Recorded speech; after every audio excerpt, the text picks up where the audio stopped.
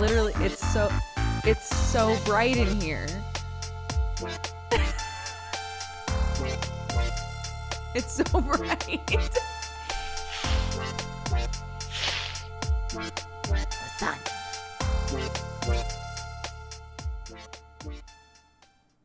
It wouldn't be so bad if I wasn't trying out the red lipstick, as I promised I would.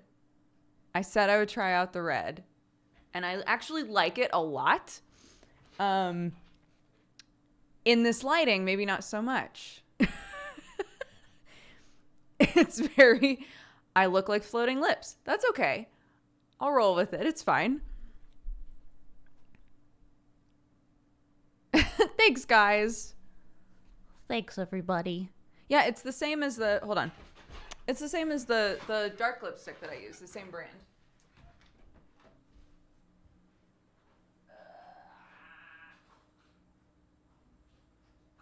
Where is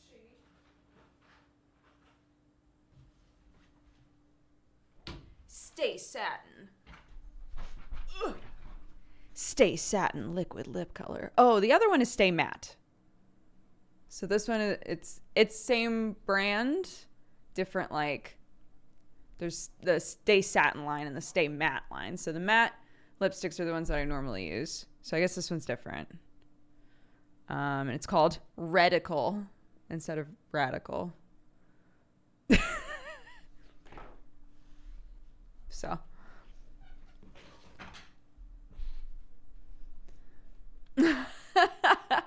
Look, they have to get creative. They have to come up with something. So radical. Oh. Hold on, guys. Hold.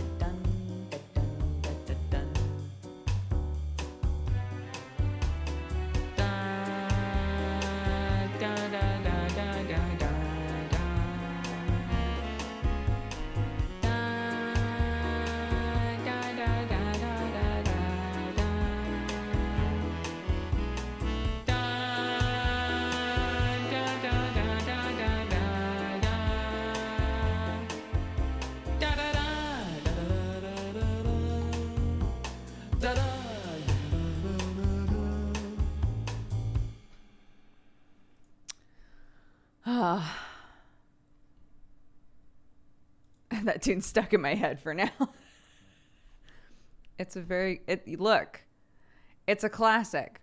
Sonic Advance, thank you for redeeming the ad.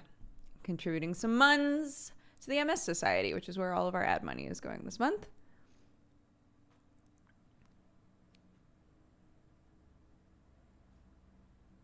Yeah, apparently no one cares. Apparently no one cares about that song. No flags so far, so great. Yeah, the Stay Matte ones, they don't leave anything behind. The Stay Satin ones, a bomb. I'm my mom now. My mom leaves lipstick marks on everything. I'm my mother. I'm going to take this off. I'm going to take this bit off. Oh, shit. I burned the shit out of my tongue this morning. So, you would be so proud of me. Clark went back to preschool today. So, fingers crossed that goes well. But it meant that I had a little bit of extra time before stream. So, I was like, you know what? I'm going to get that fucking wood done. So, I cut the wood. I sanded the wood. I stained the wood. I varnished the wood. So excited. In fact, I need to remind myself in like 15 minutes I should go out there and bring the wood inside because it's been out in the sun. Again, blessed with a sunny, warm day. The perfect time to be doing all of that shit, right? And the rest of the process literally takes place indoors. So all of the like the messy, sawdusty shit is done, right? very excited. I was like, it's a little bit chilly outside. I'm going to make me a coffee and I'm going to take it outside with me. And that way, you know, I can be all bundled up and working on my project and have my coffee. Burned the absolute shit out of my tongue and then did not touch it until now. Why is she all made up today? Because I bought red lipstick. I told chat that I was going to buy red lipstick because I don't own any. And they were like, do it. So I did it. And then I said I would wear it on stream. So I'm wearing it. And now I'm a vampire. But yeah, fingers crossed that Clarky has a good day at preschool. I'm sure she will. She's, as I've said a few times now, she's been like having pretend imaginary play dates with her friends and stuff at our house. And it's very sweet and also very sad. So I'm like, I really hope that it's safe at preschool and that everything goes fine and that all of her friends are there and she gets to see them and just recharge on being around kids again.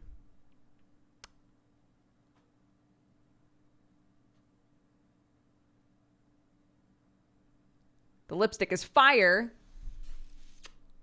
Give Clark the lipstick, see what happens. My like dark purple lipstick, she calls my witch lipstick.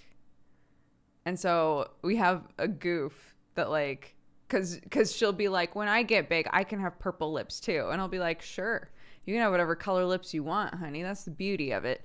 And since I was wearing it around like the Halloween time, it's like big witch lips. Like big witches get to have purple lips. Little witches don't get purple lips yet.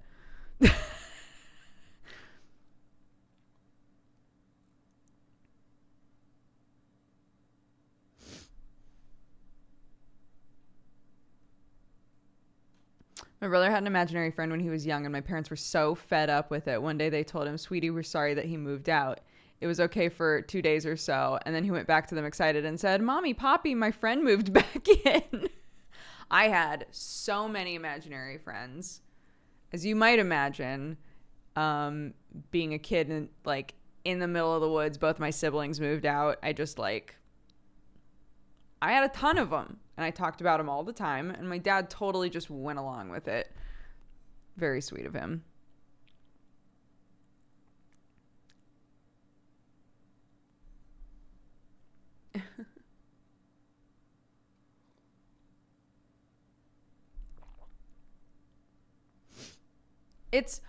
I honestly do think that like the way that the like creative muscle that was being flexed by like concocting all these stories for what me and my imaginary friends did that day is what turned into the thing we've talked about a lot, which is like being in the car and coming up with a scene in a play that I'll never write or, you know, frames of a comic that I'll never draw, you know, like things like that, just like needing to creatively storytell, even if I know I'll never go through with it.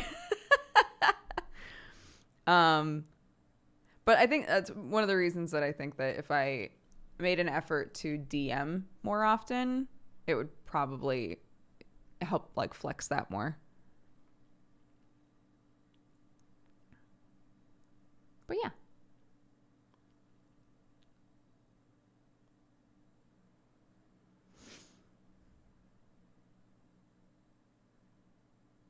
As a kid, I would imagine fight scenes between me and other boys I didn't like.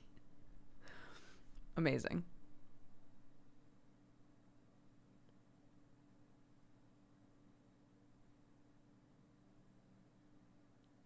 It's gonna be one of the subathon goals to run a 4 session. I'm not gonna say like a huge campaign, but everything that I've ever done has been a one shot. So a 4 session thing with some buds.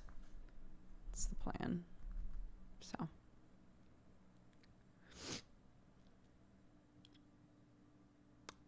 Do you play D&D or anything else like it with Clarky? She's not old enough to understand like rule sets of games at all.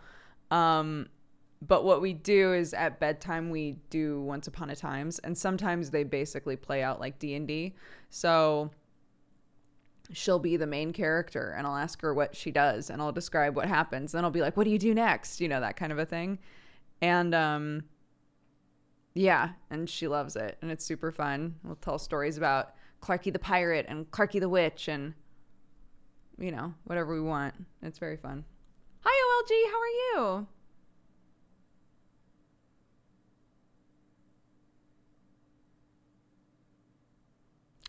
This is an Omocat jumper. It's an old one.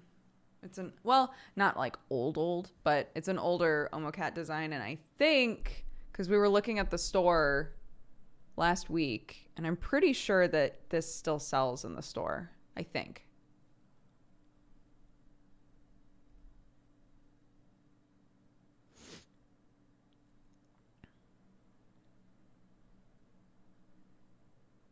The Myth Society at my uni ran a DM school. What is a Myth Society?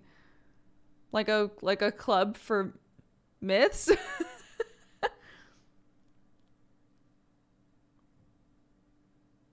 I have like multiple friends who are like, yeah, when I went to university, I was part of a secret society. And to this day, I don't know what that means. It's just nerd club. I love it. Sounds great. They spoil it by blabbing about it. I guess that's fair. I keep thinking there's like... Do you see right there? It's really bothering me. Hold on. This is the problem with bright lipsticks.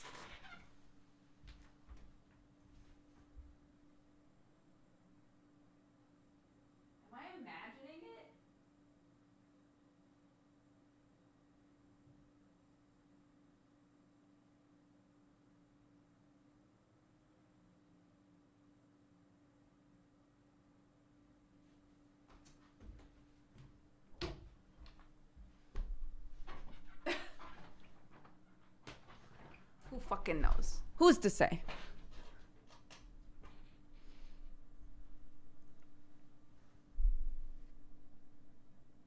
That chair looks super comfy. It breaks all the time. I do not recommend. Please do not buy it.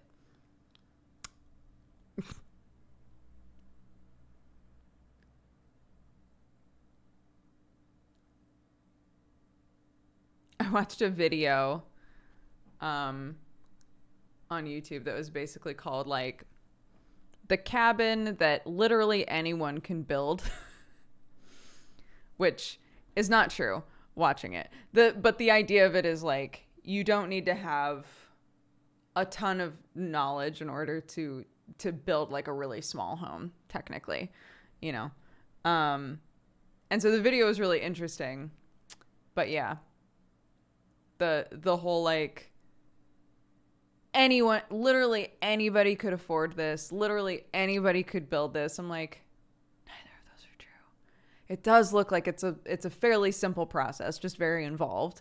But like, you need land and you need the supplies and you need the time and you need, you know, a body with enough ability to be able to build it. And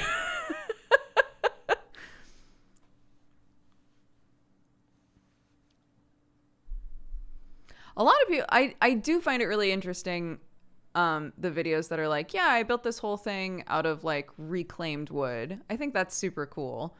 It must take so much patience, right?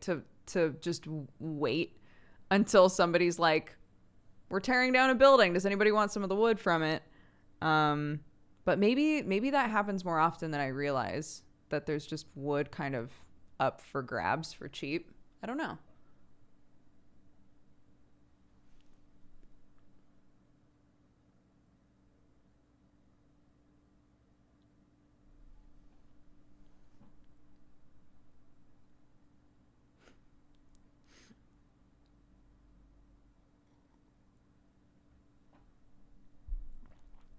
I just finished my biggest knitting project.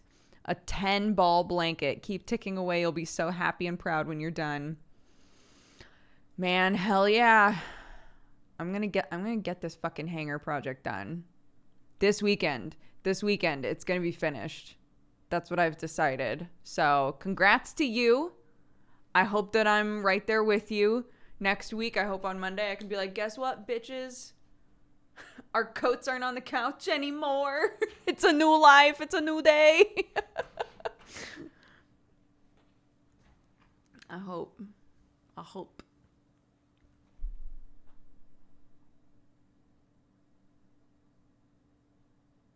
Yeah, well, that's why I went to my father-in-law about the wood, because here's what I did, because you guys had said that B&Q has offcuts or like like a free wood pile sometimes.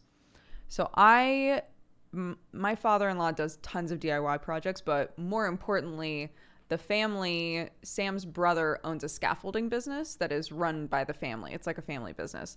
And so I was like, surely, even if I ask this and he's like, no, that's not a thing, he will know the right like direction to point me in. So I asked him and he was like, oh, I actually have some wood available right now. But yeah, they always seem to have wood. Always. Because scaffolders, they build like this huge framework, and sometimes some of the wood breaks or it's just not stable enough to hold bodies anymore or whatever. And then they get rid of it, right?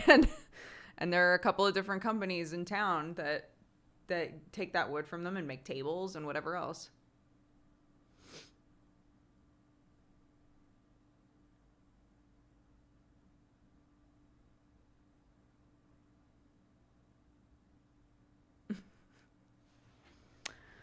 Why do you guys gotta make everything weird? Why do you gotta do that to me? Can I share a link about recycled wood in the UK? Links can't go in chat, but you can feel free to share it in the Discord.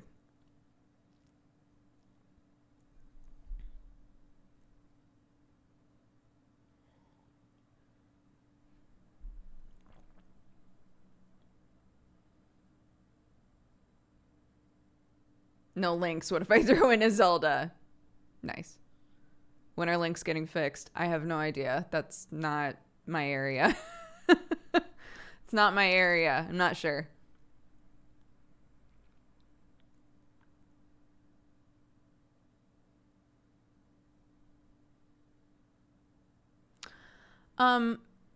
Bewitchcraft, are you also scared of like handsaws? Handsaws require a lot more strength is the issue. Handsaws and I don't really get along. But I would like to be strong enough that I could just use a handsaw.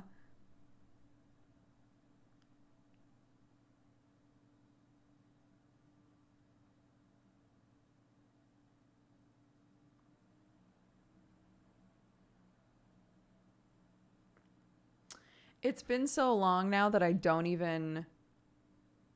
Aren't all saws technically hand saws? No, like a circular saw or a table saw. You know, like automated mechanical saws.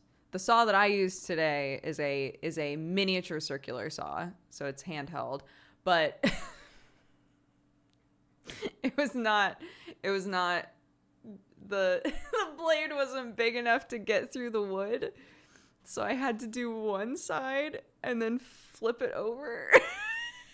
And then do the other side. And I gotta be honest with you, it's a little janky on there. But I brought it inside and I put it where it's supposed to go. You can't tell. Because actually the ceiling that's underneath the stairs is not totally flush. It's actually like a little wobble. So I was like, who cares? So... I felt so much more comfortable with table saws when I had in our scene shop, we just had like this huge stick with a notch in it. So So if you needed to push something through the table saw, you just like notched it against the wood and pushed it from above. So your hands were nowhere near anything. And I always decided that if I ever got to a point where I was like, you know what I would love to have is a table saw. I don't know why I would ever get a full-on table saw for myself, but who knows? If I ever got one, that I would use a push stick for sure.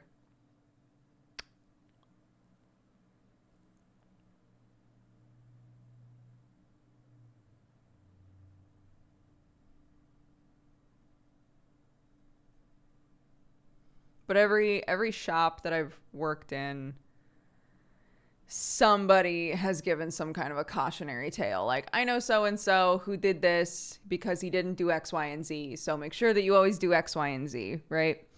Telling it in this manner so that we're not getting chat into, oh, I know a gorier story than that, which is really not the goal here. But yeah, I'm really glad that the first time that I used like big power tools like that was in a learning environment, because I had a lot of people there to be like, remember to do this, remember to do this, remember to do this. Safety first, safety last, safety always, right? Like don't sleep on it. Don't get complacent, because that's how people have accidents, right? And so that's one of the reasons that when I was like, okay, time to learn how to use the circular saw, I think maybe I'll watch 2 or 3 videos of other people using them first.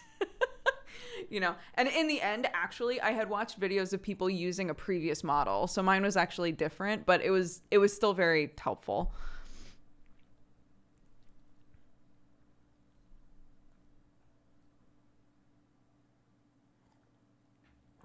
Again, we're trying to avoid sawing off finger stories.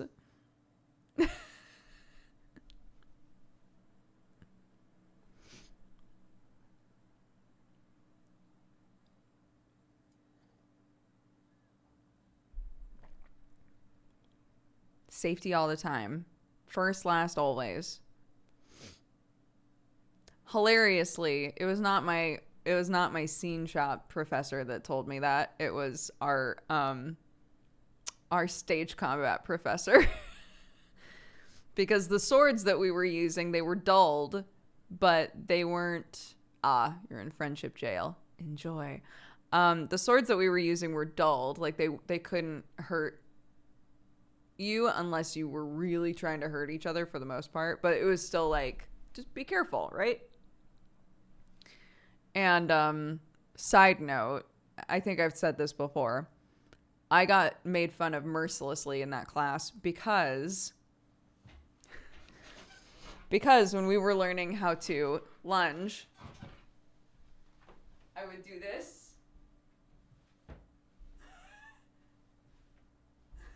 I would lift this foot like I was dancing.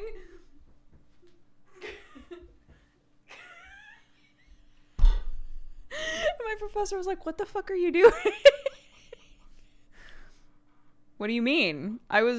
What? I'm practicing my lunges. He was like, oh no, you don't even realize you're doing it. That's worse. That's so much worse. It will probably not be surprising to y'all that I excelled a bit more at knife work than I did at sword stuff, because a lot of the like stage combat knife stuff is like wiggle around the other guy and then stab him in the side.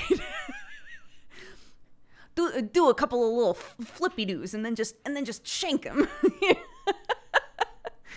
Get a little flourish in there.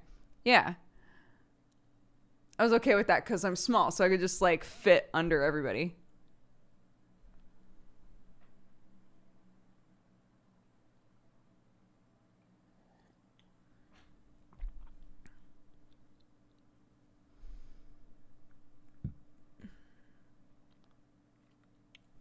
I really wanted to do quarterstaff stuff. I wanted to get into that. People who are really good with quarterstaffs look amazing. They just look so freaking cool, dude. But we never really did much work with them.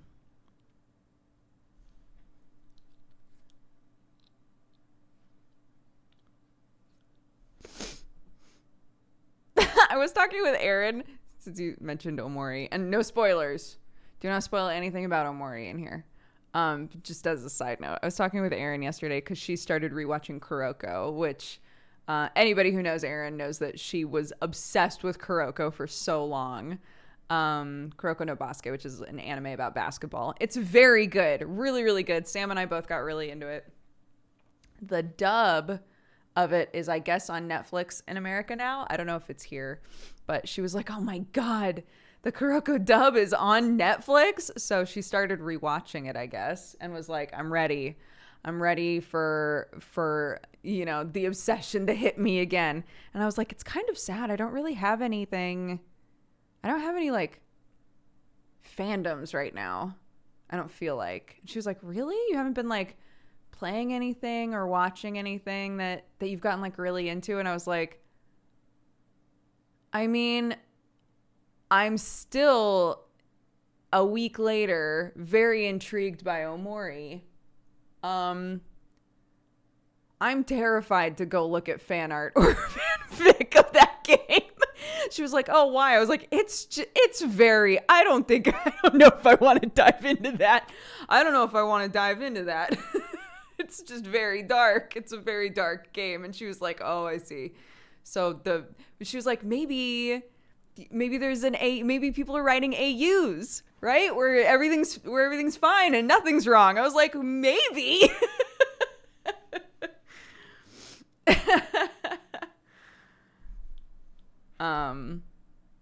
So yeah. But it's strange. I was like, I don't think I've read fanfic in months. The last like fan art that I deep dived on, I think, was probably Hades. I haven't really gotten into anything. 2020 was kind of just a dry spell, I guess.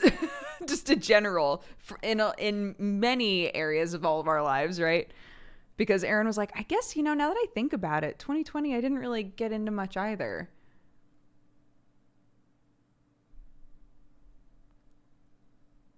D&D doesn't count. I mean, it's different. D&D, that's different. Those are my characters, right? Or like characters of people that I know. That's not really what I'm looking for.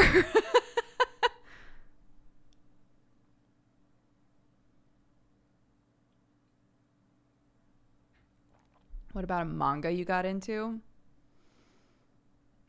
I think if I got further in the manga of Jujutsu Kaisen, I think that I could get really, really into Jujutsu Kaisen. But I haven't done a deep dive into that.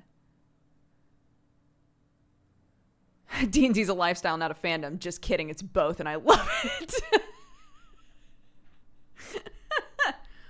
I mean, D&D was definitely the kickstart for me trying to draw stuff for myself for the first time in years, right? And even now, like the most recent thing that I'm working on is that picture of Kyron, of Masei's character in Misdemeanor.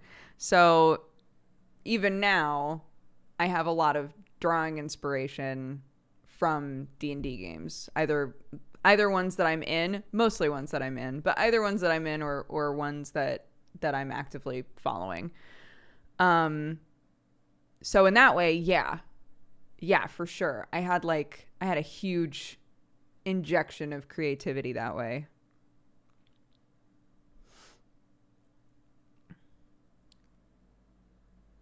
How hyped are you for Twin Mirrors? I'm trying to remember what happened. No, don't answer that question about what happened last time. But yeah, if anybody watched Jesse and I play Twin Mirrors last time, we're going to be playing more of it tonight on Jesse's channel. So I'll host that here, but you should just watch it on his channel.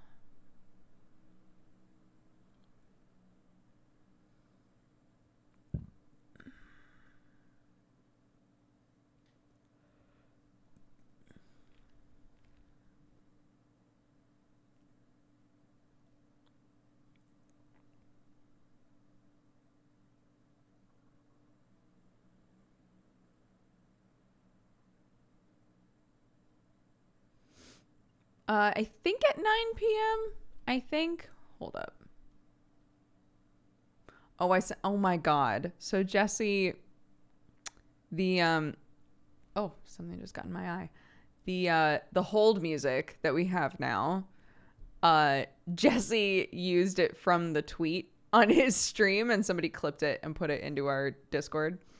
And I just sent him the file. I was like, if you actually want to use it, here's the file.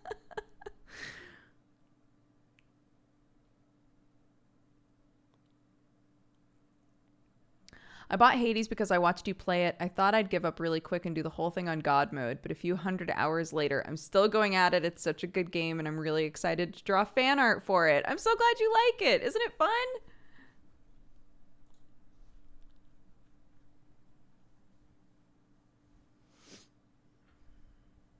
Oh, Neon Dancer, I hope she's okay.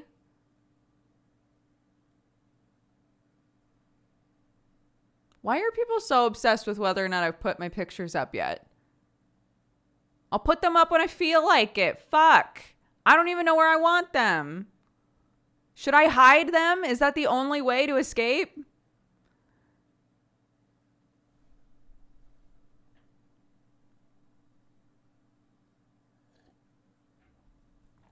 It just looks weird. I'm going to go bring the wood in. This isn't a punishment. I just realized that it's beyond the time that I said I was going to go bring the wood in. You know what? No, it is a punishment. How dare you? How dare you think about what you did while listening to great music?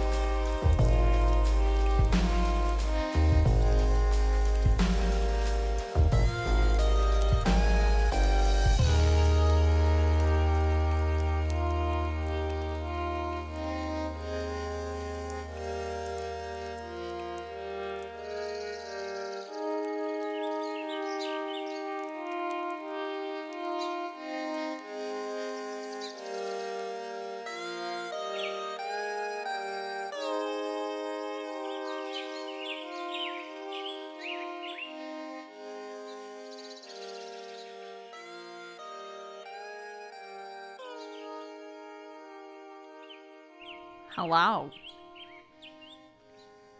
The wood is dry. It looks beautiful. I'm very happy with it. On the box, okay, so, well, on the bottle, it said it's like an environmentally friendly water stain, right? A water-based stain. So it said, do a tester because, this is a different type of stain. We show examples on our site, but if you want to make sure that it's going to be the color that you want, you should always do a tester with varnish, make sure it's going to look right. And of course I was like, fuck that, and just went for it. Thank God it looks gorgeous. But halfway through I was like, what if this does look awful? What if I don't know. I just don't have the patience to do testers for anything. So I was like, I'm just gonna go for it. And yeah, it wound up looking great. I was wanting something that was kind of lighter. Well, I did on my Instagram story. You can see it in the sun. But I was like, I just want something that's light but has red undertones because it just matches more of the sort of stuff that we buy. So decor wise, it'll probably fit in a bit better if it's a little bit reddy but not like red, right? And I think it turned out really pretty, so I'm really happy with it.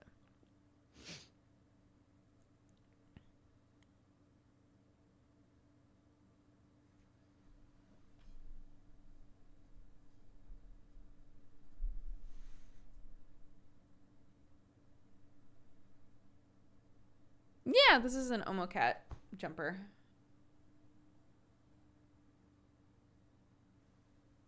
Did you know yesterday was the 21st day of the 21st year of the 21st century? Did you also know Chat and Duger are wonderful? The more you know. Thank you, Ms. Shy. Do you browse RDIY? I used to look at RDIY a lot. I haven't as much anymore.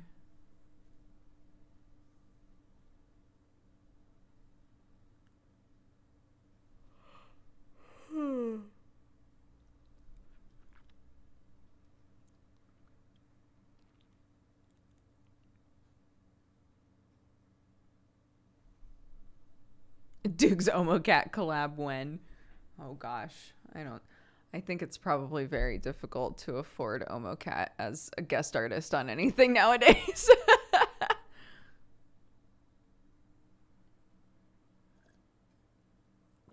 But maybe, who knows?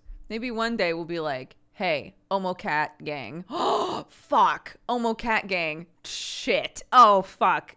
We need to become a huge brand now so that so that we could do that. Wait, I have to message that to Danny. We've been talking about doing guest artist stuff. But again, there's no way we could afford Omocat right now, but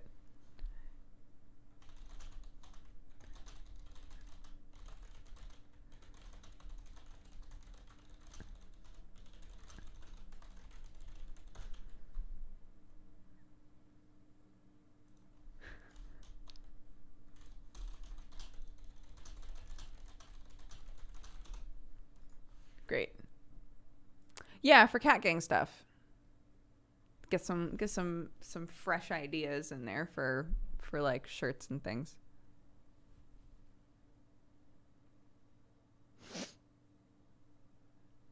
Is Omocat a company or a person? I mean, it's a company now, but it started off as a person.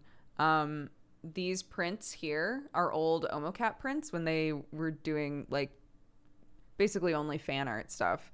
And then slowly all of the fan art stuff went away and it became their own original brand, and they do seasonal clothing and things, which is really cool.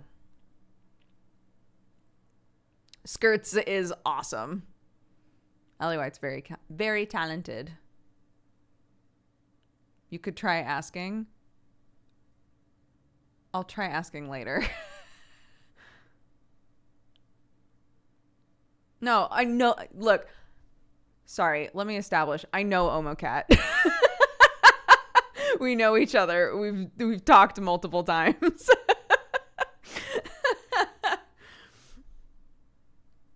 This isn't like a I'm scared to ask them sort of thing. This is Danny and I have already discussed what our budget would be, and I know for a fact Omocat is not in my budget.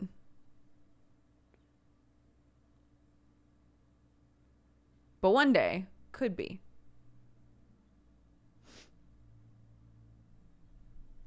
Because both Danny and I feel very strongly about paying people what they would ask anybody else for, right? I don't have any intention of going to somebody and being like, but we're friends. Like, that's, yeah.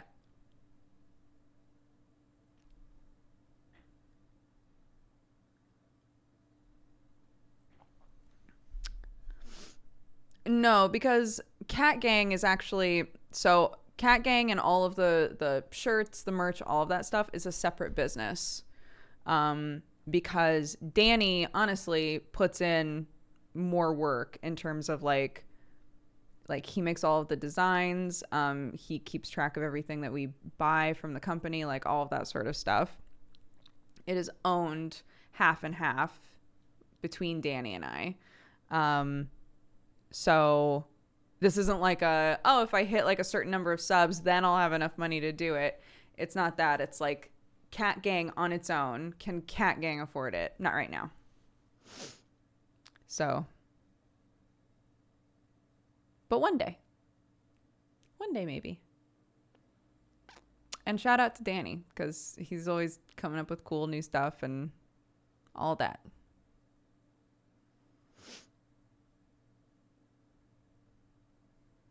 Oh yeah, Joe. I've read a ton of Berserk.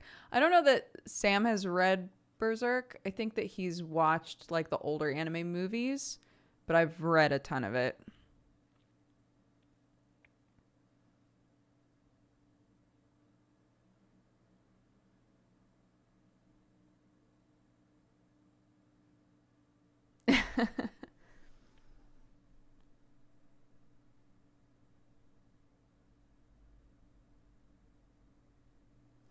I do agree that Berserk is excellent. I cannot just sit and read Berserk. I can't do it. There are too many moments from Berserk that like visually mess with me, that make me go, okay, I have to step away, and I might not come back to it for a really long time. And some people are like, nah, I can just read it. I can't. And I don't have like I'm generally okay with like gory stuff. It's a Berserk does a really good job of combining like visually uncomfortable or awful things with context that just makes it like, I can't do this right now. I need to walk away. So, yeah.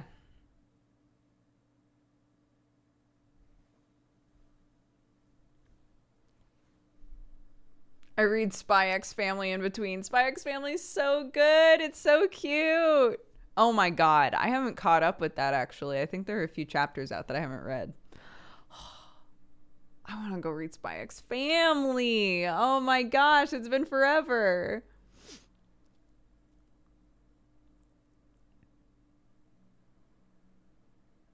Way of the House Husband is getting an anime.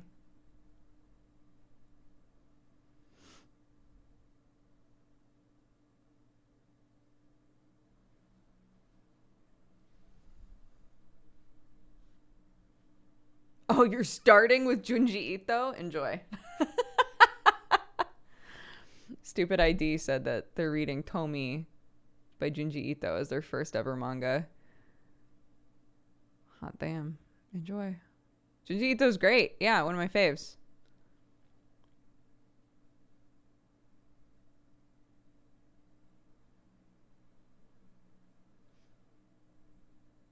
Yeah, it's getting an anime. Yeah, Way of the House Husband. It's getting an anime. I'm very excited.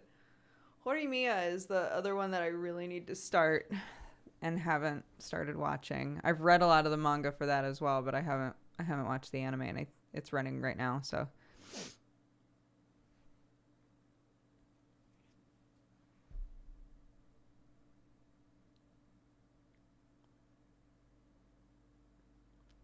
One of my first ones was Oyasumi Pun Pun.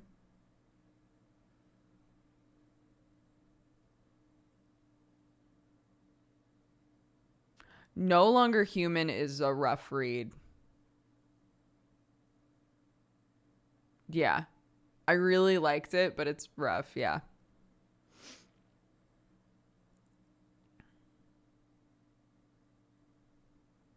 When are we gonna get an Oyasumi Pun Pun anime? God, I hope never. There is something there's something about Oyasumi Pun Pun existing in the medium that it's in. I kind of don't ever want it to be an anime.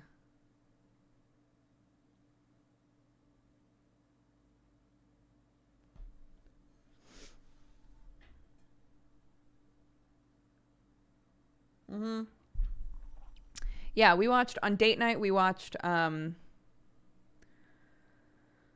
We caught up with Jujutsu Kaisen, and we watched the first couple episodes of season 2 of Reincarnated as a Slime, and we watched the first episode of season 2 of Dr. Stone, and I tried to watch the first episode of Noblesse, and he was not having it, so. Oh, also, I think I can tell you guys now. So last night, the podcast that I was on was ProZD and Pals. So we recorded that. So I think I'm the next episode that's coming out of ProZD and Pals, if any of you guys listen to that. It was very fun. He and I have been involved in a few things, but never just the two of us. So it was interesting to talk to him one-on-one because we've never talked just one-on-one before.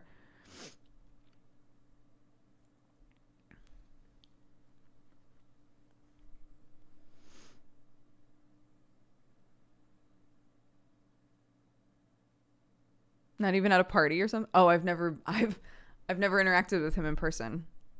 Only ever online. So yeah. He's great. He is I think probably if you saw him or saw one of his videos, you'd be like, "Oh, this guy." But he's become, just in the last like year or two, it feels like his voice is in everything. Like he's just become a very prominent voice actor in the space, which is awesome. And that's what he moved to LA to do, is to do voice acting. So I'm so glad that that's worked out for him. But he's great. Yeah. He's like super obsessed with board games and puzzles and things. So you can imagine what we talked about on the podcast. And yeah, it's really fun.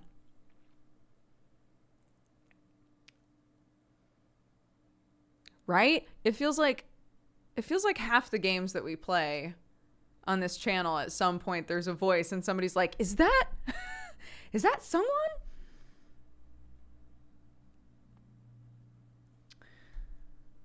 Oh yeah, there we go. Arnar linked his Twitter. That'll be an easy way to find some of this stuff.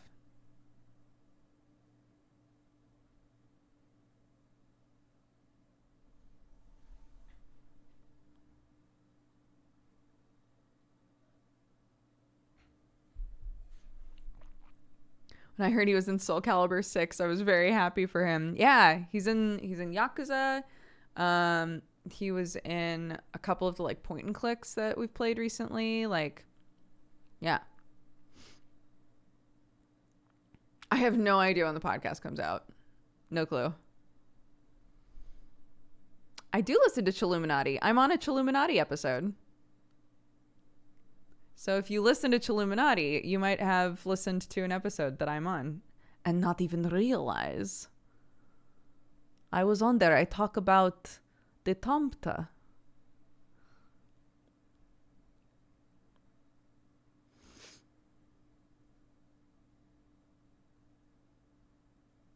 How have you found the UK since moving? Again, I'm in my house all the time, so my life is the same as it was before. It's just different weather.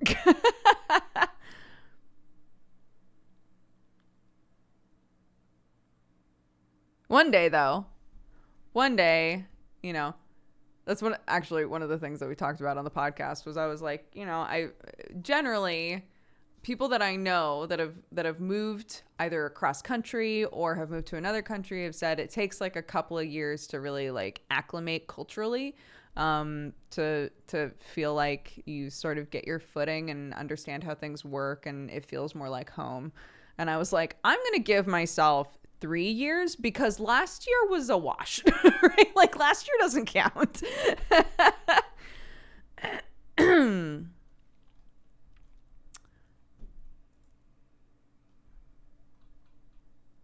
Oh, hold.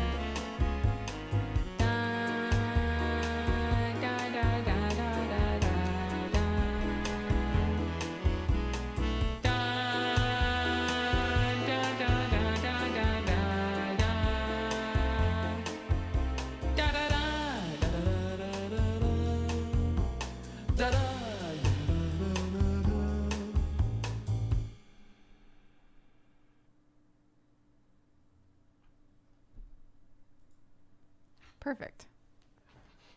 Thanks, guys.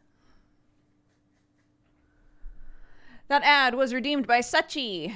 Thank you for redeeming an ad. All of your eyeball money, as a reminder, will be going to the MS Society this month. So it's going to a good place.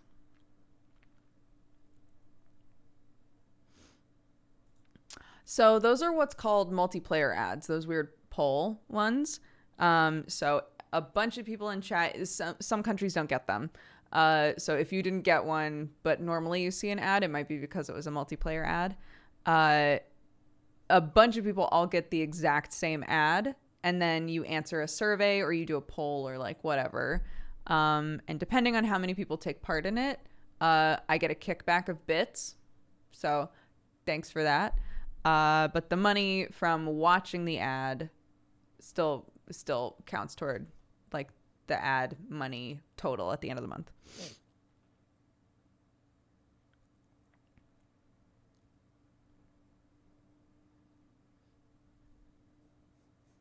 It actually tells you if you get a multiplayer one or not in the top left. I don't get them in Germany. Interesting. So here's the interesting thing to me.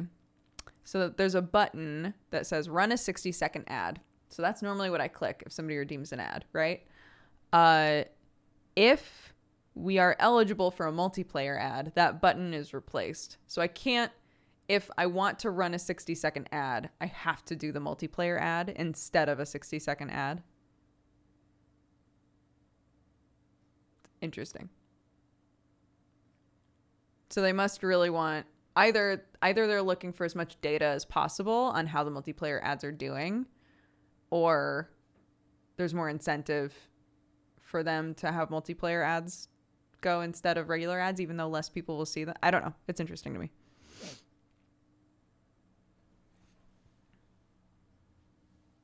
It's the ones that I was just saying, like they're ads that play and everybody sees the exact same ad and then you all take a survey. So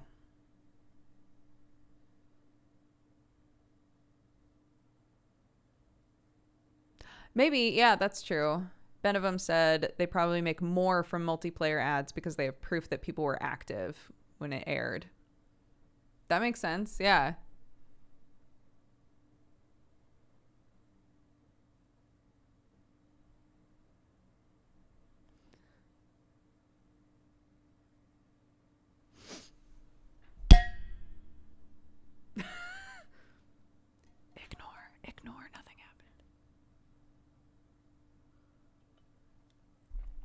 Here's the one issue. Sorry, going back to my project. Here's the one issue that I have. Is I'm pretty sure that I do not have screws that are long enough to screw a 2x4 into the wall. I'm realizing. Like, I don't think I have a long enough wood screw. I don't think. I'll have to check, but I'm pretty sure I don't.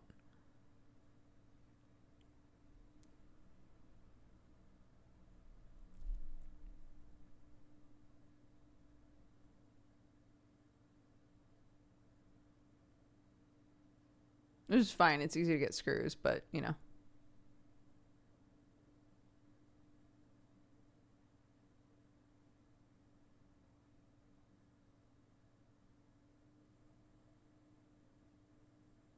Well, I know that I can put it deeper than flush with the wood. I do understand that. But even then, I'm not sure that I have a long enough screw.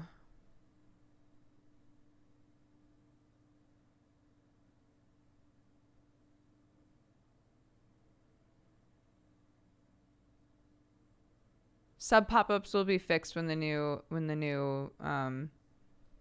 alerts are done.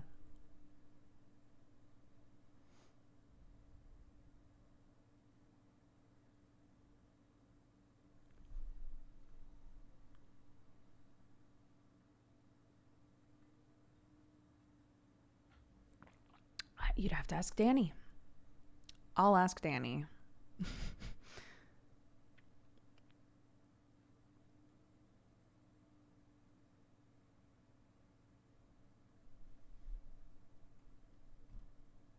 Is it sad that I looked at the pile of used mugs on my coffee table and thought, man, I want to get a new mug? I've been there.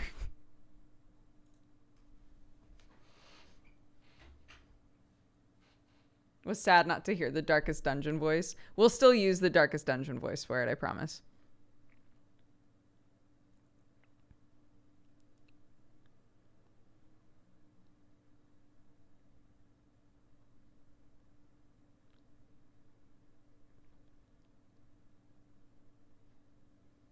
Are you a goth mom today? I don't feel like I look like a goth mom, but...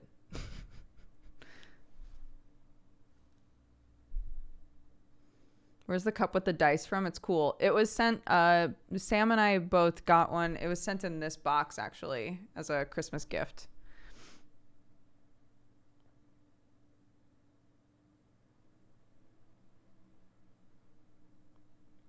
Right? I'll reach out again, because I reached out to be like, how did it go with the Hades VO doing things for the channel? He never responded. Rest in peace. He never responded to me. Maybe I'll try again. Wayne June at least follows me. I know that Wayne June sees my messages, right? But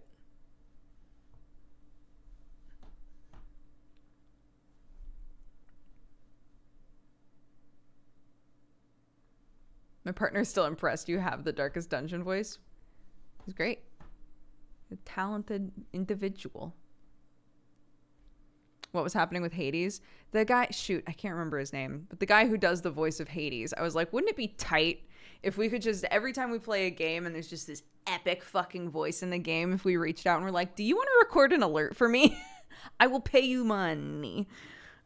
So I reached out being like, hey, I was wondering what your rates are for just like a one-off voice clip that I could use on my stream. And I never got a response, so I'll try again. Logan Cunningham, yes.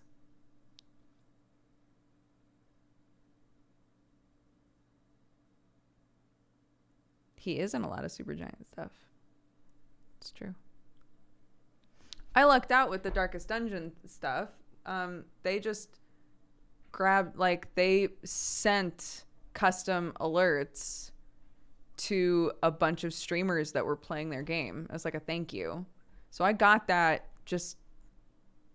they were just like, hey, thanks for playing Darkest Dungeon on stream. Here's an alert for your stream, and I've used it ever since because it's so good. But I was saying, like, it would be really cool to have ones that are like more specific or for other things, like gift subs or whatever.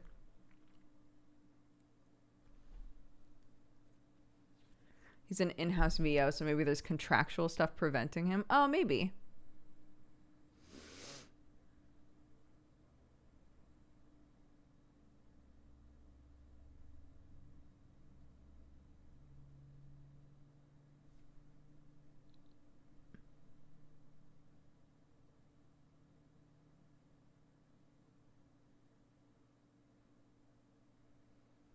Oh, that's also a good voice. Who's the voice of the dealer in Hand of Fate?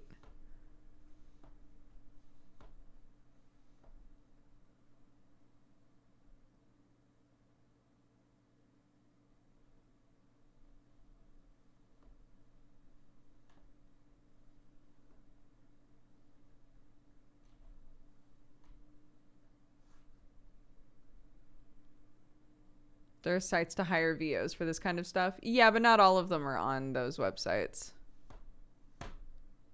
If you want like a specific person.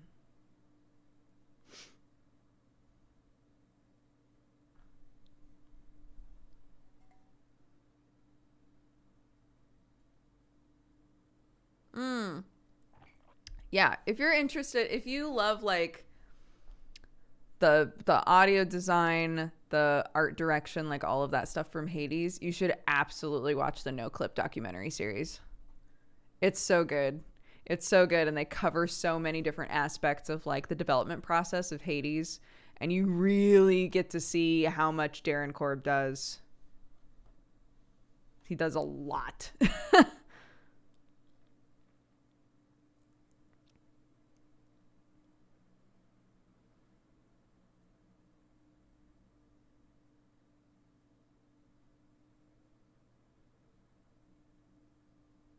That's true. Somebody's also wearing a Cat Gang shirt, sweatshirt. I can't remember which. They're wearing a Cat Gang something in the documentary, which is tight.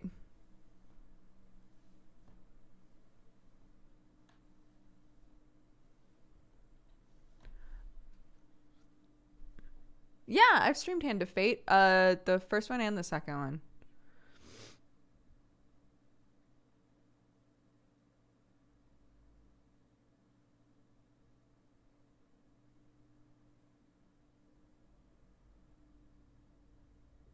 Reach out to Darren Korb. Okay, that would, you know, earlier when I was like, guys, I'm not weirded out about reaching out to OmoCat. Like, I know OmoCat. We're like acquaintances. We've talked many times.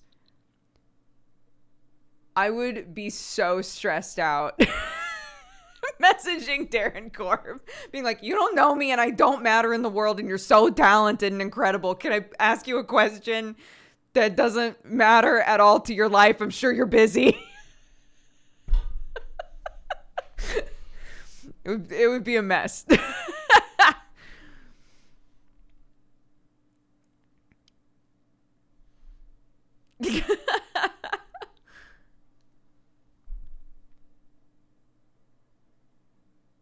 It's not from Darkest Dungeon.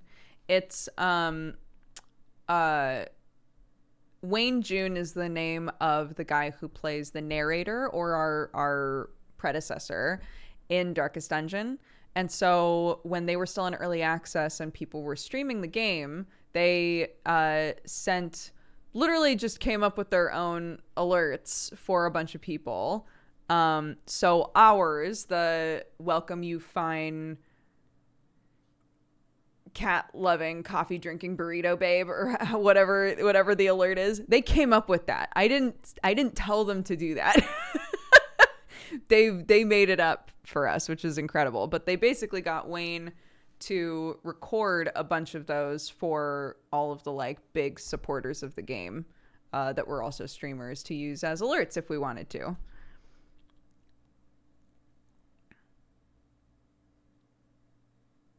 I know, it's wild. So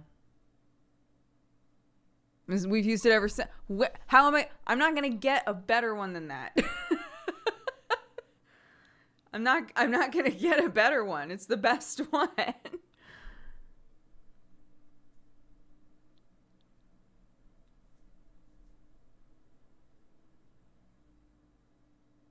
Did you ever play any of the Control DLCs? No.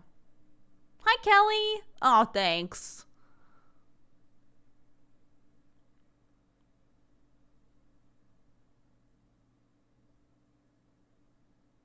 No. No, they came up with it. Which says to me that probably someone that works there has watched the stream before or watches the stream maybe still to this day. I don't know. But it felt too much like somebody involved knew exactly what we would want, you know?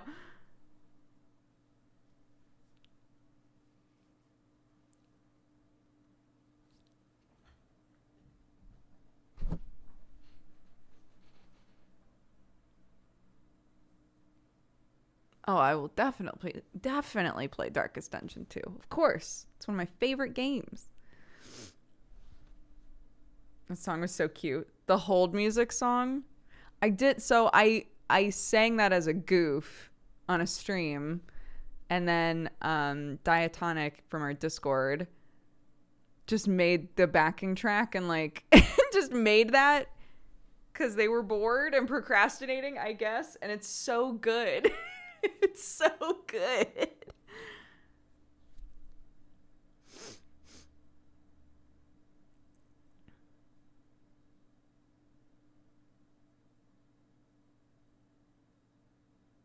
It's the music that plays if someone redeems an ad, because I was saying like I don't want to do anything while an ad is playing, but I like having it so that people can use channel points to redeem an ad because all the ad money goes to a charity, right? So like how can we make it so that we can make ads redeemable but also have something funny go on the screen? And so we decided on hold music. So I was like coming up with fake hold music. And now here we are. We've got one. It's done. It's printed. It's locked. Is that track uploaded anywhere? It's in the fan art channel of our Discord. That's how I found it. It's pretty good. Can you really sub with those points? Yep. Yep, if you save up enough, you can absolutely subscribe with the points.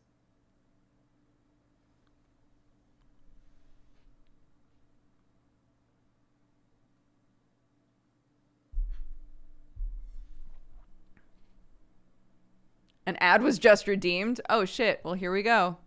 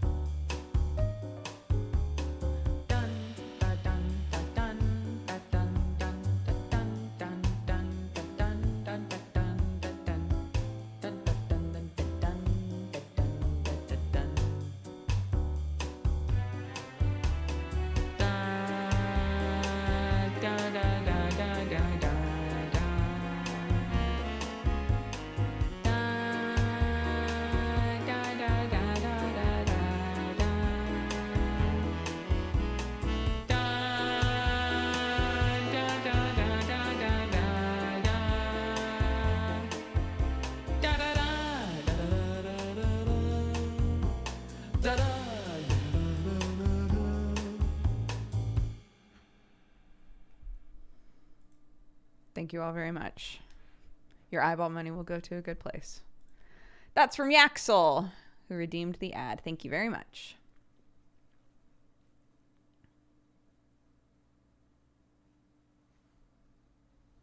Yeah, that's me singing.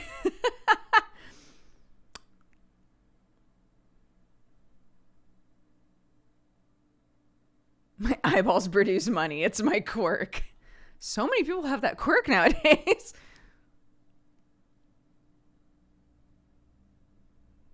Did Sam tell you his chat went mad last night for your cover of Beneath the Mask on his pre-show? No. Oh, did he play it? That's so sweet.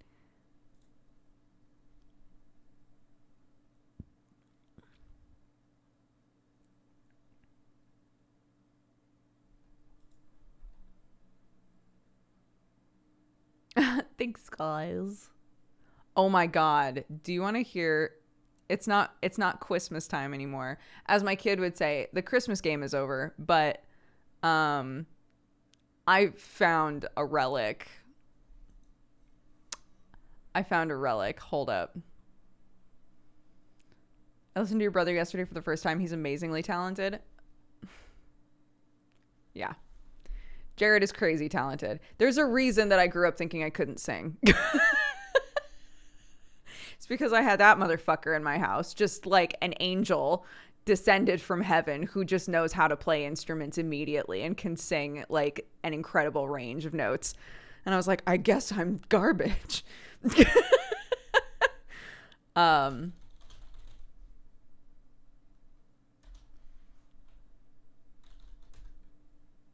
Here it is. Oh my God.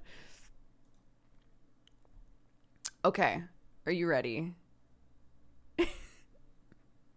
Wait, I need the headphones on so I can hear it too. Are you ready for this?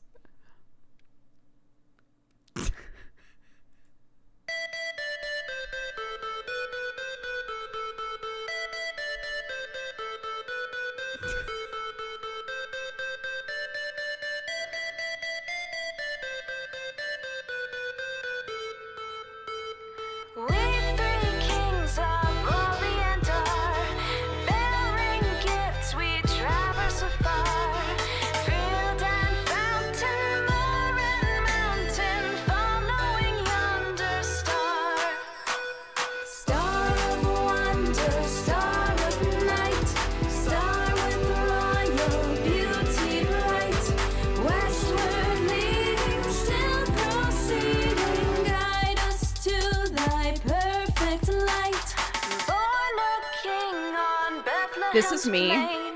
Hi, I'm Ron, and I made this song for a Maker Christmas special album.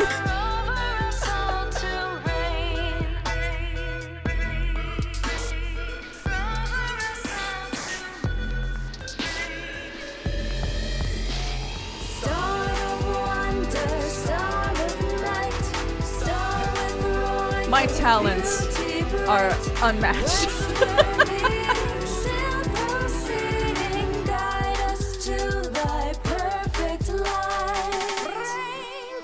The best part.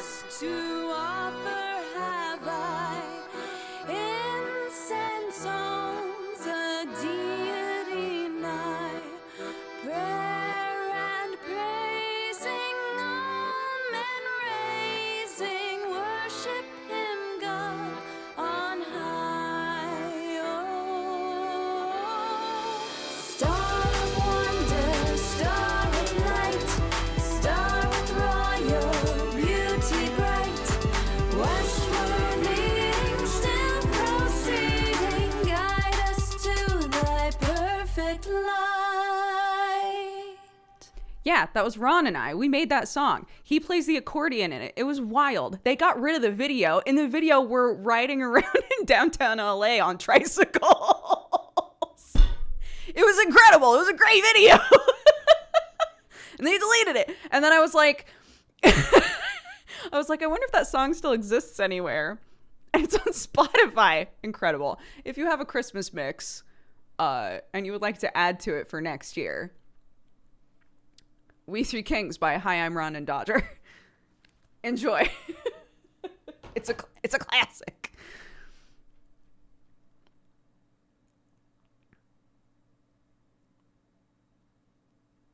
This place is peaceful and I love it. What's up? Thanks for swinging by. I have no idea where else you can listen to this. To the person who just asked. No clue how to find it other than Spotify, to be honest, because it's not on YouTube anymore. So, I don't know. It was owned by Maker, so Maker just deleted it, and now it doesn't exist.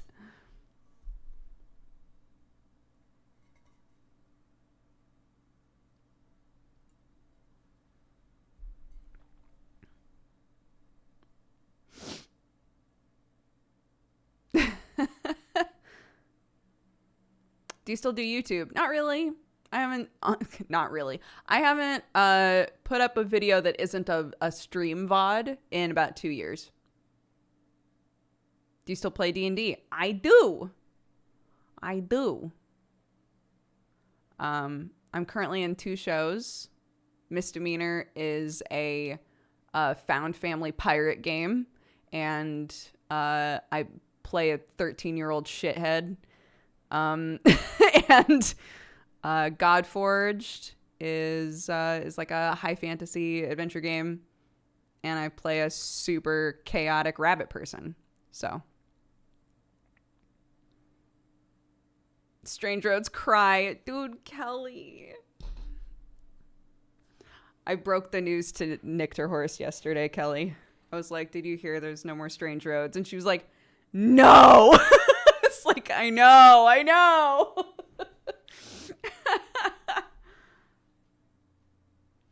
So basically you play yourself. Godforged, like, so many times we go to do that show and everybody is like, why do they all just look like their characters?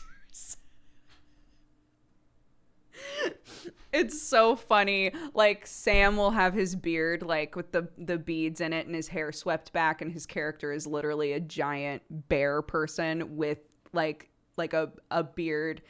And OLG's character is like this super cool like sorceress that wears red and has dark hair, and half the time OLG shows up and is wearing red with her hair pulled back, and then I'll show up wearing green, and people are just like, they're just their characters in real life.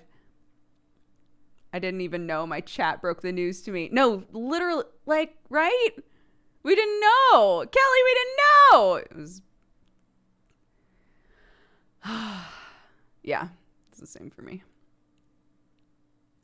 We didn't know. Everyone was like, surely you guys knew. We didn't know. But we aren't the only ones that got canceled, so what can you do?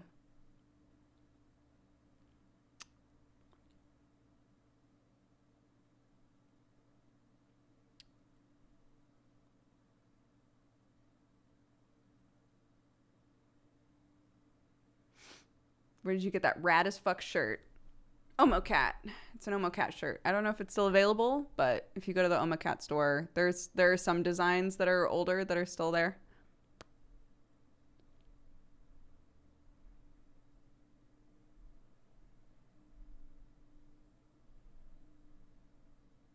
So essentially, like, long story short, there is an update stream that you can go and watch, but essentially, like, alongside of the stream games, there's also the living world, and the living world is like a constantly moving text-based thing that happens inside of his Discord, right?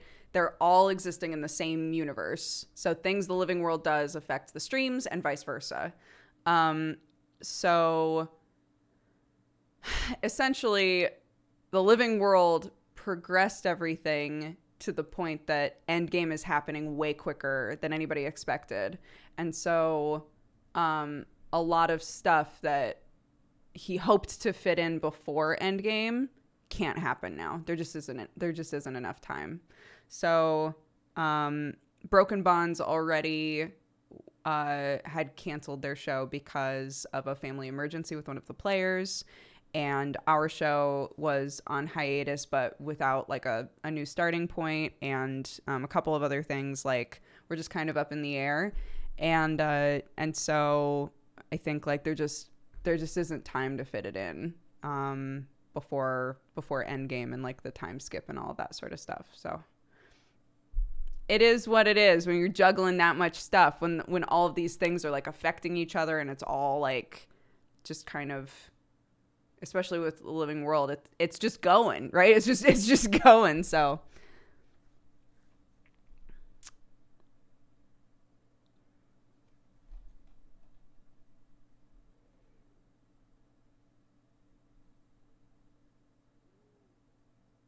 we're gonna be in camp together, and Zach will be swarmed by a mirage trying to catch up on a whole canceled season. Be ready.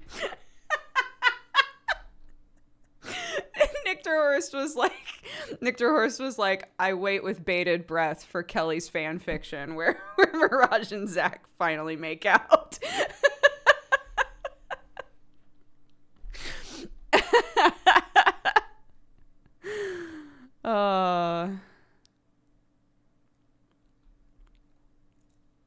She'll write her own. She's a lore bard. It's true. It's funny shit. That's funny shit.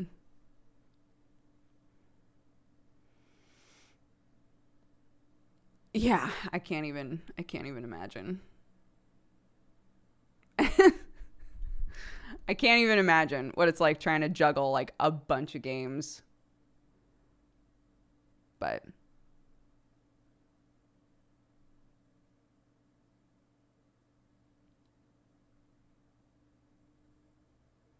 do you play any systems aside from D&D 5e?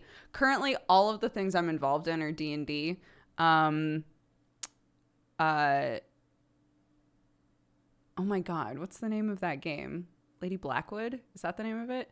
I ran a Lady Blackwood game not that long ago for some friends, and I've been talking about running a Fate game forever. I really love the Fate system. Our friend Krendor has ran some games in a Mutants system. I've played a lot of Dungeon World. I've been trying to find simpler systems because there are a ton of kids in the family. So we live in England now, and Sam has a ton of siblings, and they all have kids, except for one of them. And so I keep being like, I want to be the D&D auntie, right? Like, I want to run games for the kids to play. I think that would be so fun. But, like, part of me thinks that it would be more fun if it was one of these systems like Dungeon World, but maybe even simpler. One of these systems where it's more just like collaborative storytelling and there isn't as much of a focus on like combat mechanics and stuff like that. And it's just simpler, you know? So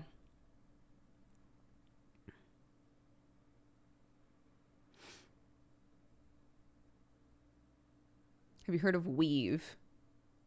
I don't think so.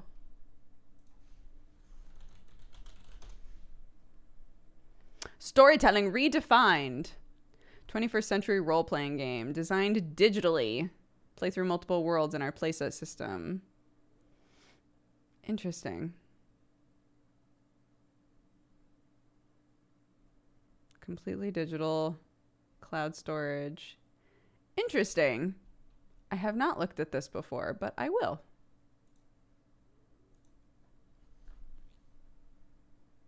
I have looked at masks before.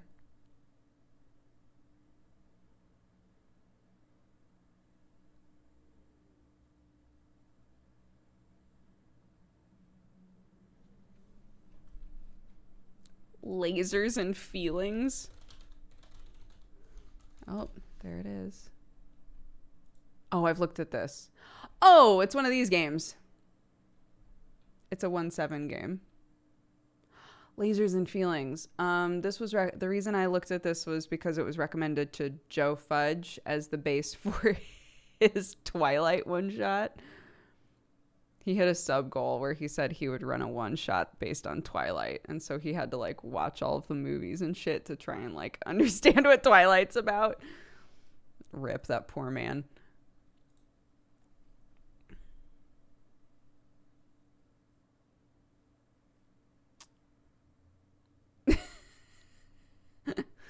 I kept saying you should base it on Made RPG, right? Because Made RPG is literally like the DM plays somebody and everybody else is trying to like get their favor.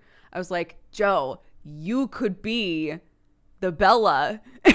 And then everybody else could be vampires and werewolves and shit that are all trying to like get you to fall in love with them. It would be amazing.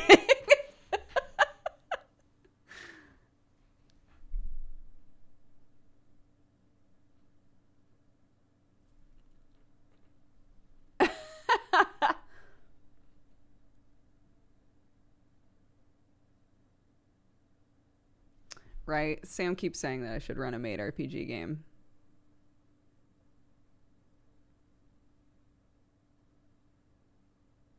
A Pokemon roleplay thing. I bet that there are systems that are like summon or pet focused, probably.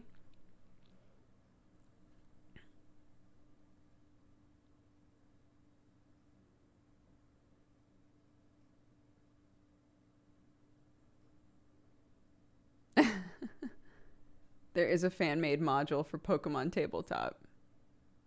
There's a straight up Pokemon RPG. There's also I'm not sure what system it is that Jesse uses, but there's also a like an actual Star Wars system based on the D&D system, right? That's like super slick. I've heard good things about it anyway. Is that what Jesse uses?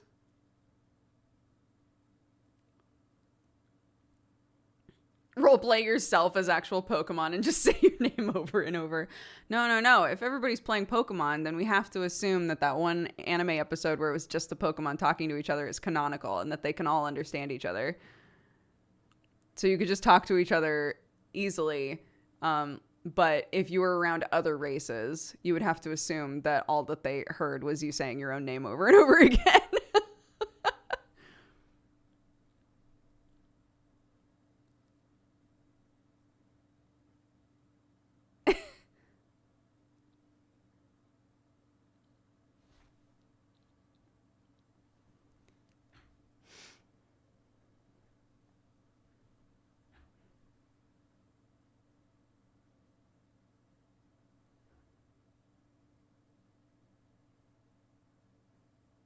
A whodunit Pokemon episode with Detective Pikachu. Oh, goodness.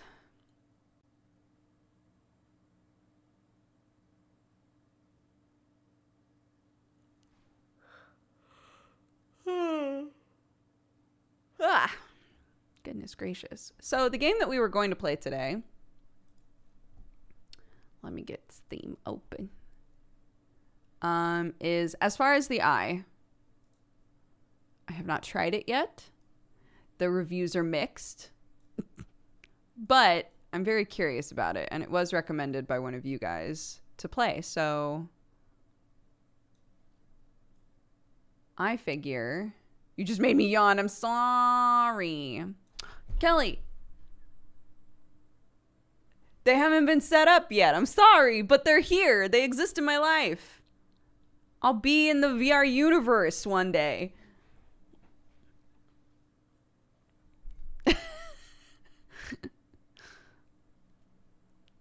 I have the little... I don't know what they're actually called. I have the little cameras to put up in my room so that I can do VR.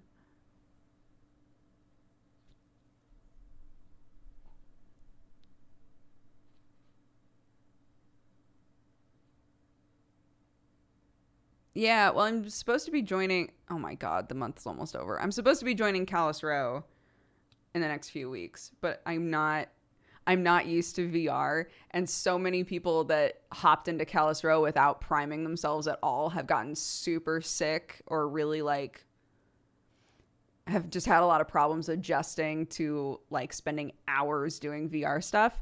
So I was like, yeah. I'll make sure that I have plenty of time to like try it out and get used to it. And of course, now I'm looking at the calendar going, the month is almost over. Oops. So.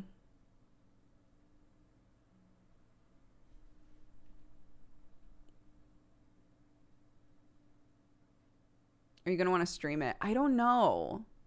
Sam said we don't have to. So I'm not sure, to be honest. I think probably not, because if both Sam and I are in Callus Row, I'm in the room right next to Clark. And so if something happens with Clark, I have to kind of always have one ear open just in case, right? So I won't ever be able to like be fully immersed, but we can't have both parents just like deep in VR with a baby in the house. So I probably wouldn't stream it. if both of us are doing it at the same time.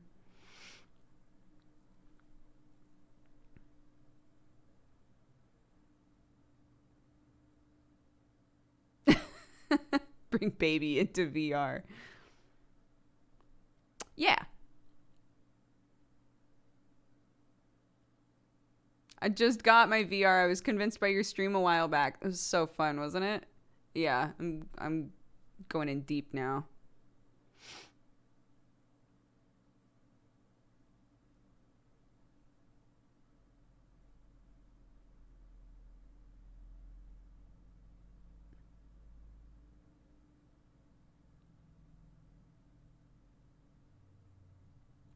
I'm going to be using, because Sam, Sam has gotten like whatever the best VR thing is at the time is usually what he'll try to get. So I'm going to be using his old headset, which is still a great VR system. The Vive Pro, I think is what it is. Because he's using the Index, I think, which is like the top tier shit now. But again, I don't do VR stuff, and I might not enjoy doing this kind of VR stuff, and we don't know that. That's what sucks about this. So I was like, okay, well, I'll just get a couple of the base stations and then use his old headset and see how it goes.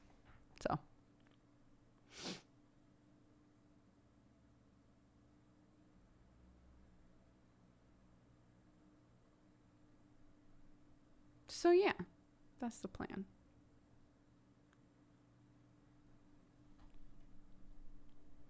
Yeah, it sounds like if you do a lot of VR stuff, the Index is absolutely the best.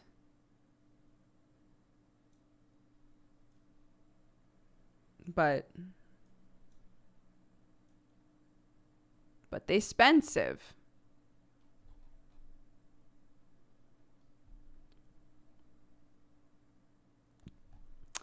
Okay, let's get this game open, and then I'm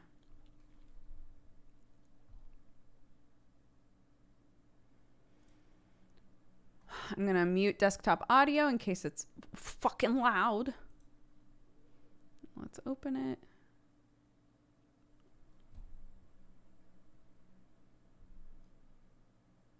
I have an Index. I call it my $999 Beat Saber machine.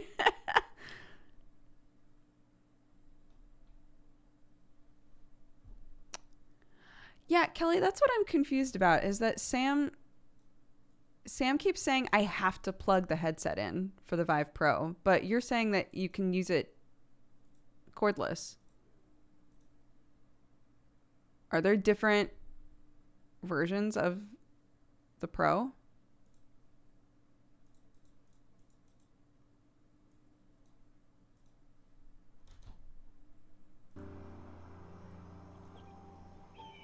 You have to buy a wireless adapter. Oh, I see. I see.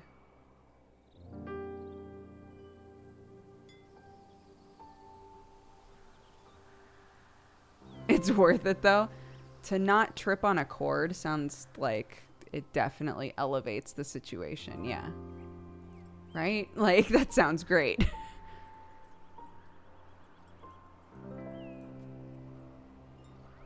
How is the audio level?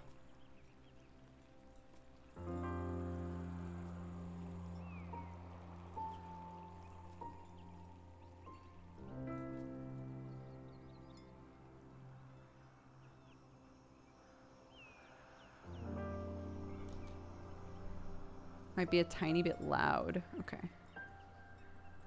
Okay, let's see. What genre is it? It is a non-combat roguelike where you are developing a moving city. I hear roguelike and my ears are wide open, right? But reading about it, I was like, this sounds really interesting. I have no idea how this plays. So, yeah, so we're gonna find out all together like a family. But first, I'm gonna grab some water and pee. So super quick break. See you in just a sec. Grab water, take your pills, whatever you gotta do. We'll come back, we'll do a cheers, and we'll play this game.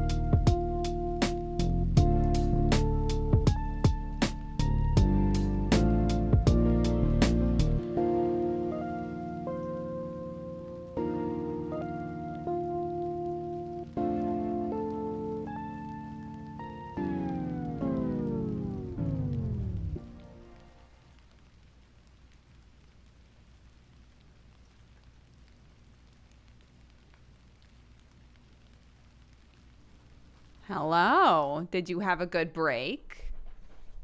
Did you wee wee?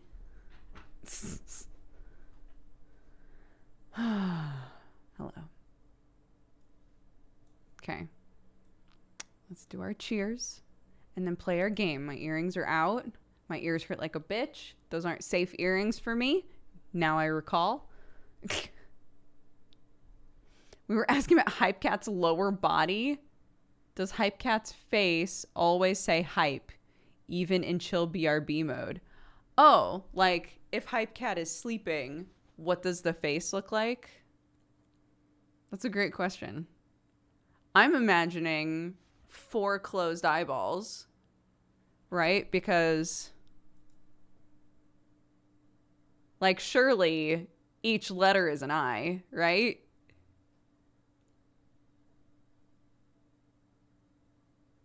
That's what I think. I think Hypecat has 4 eyes. I've just realized how creepy Hypecat is.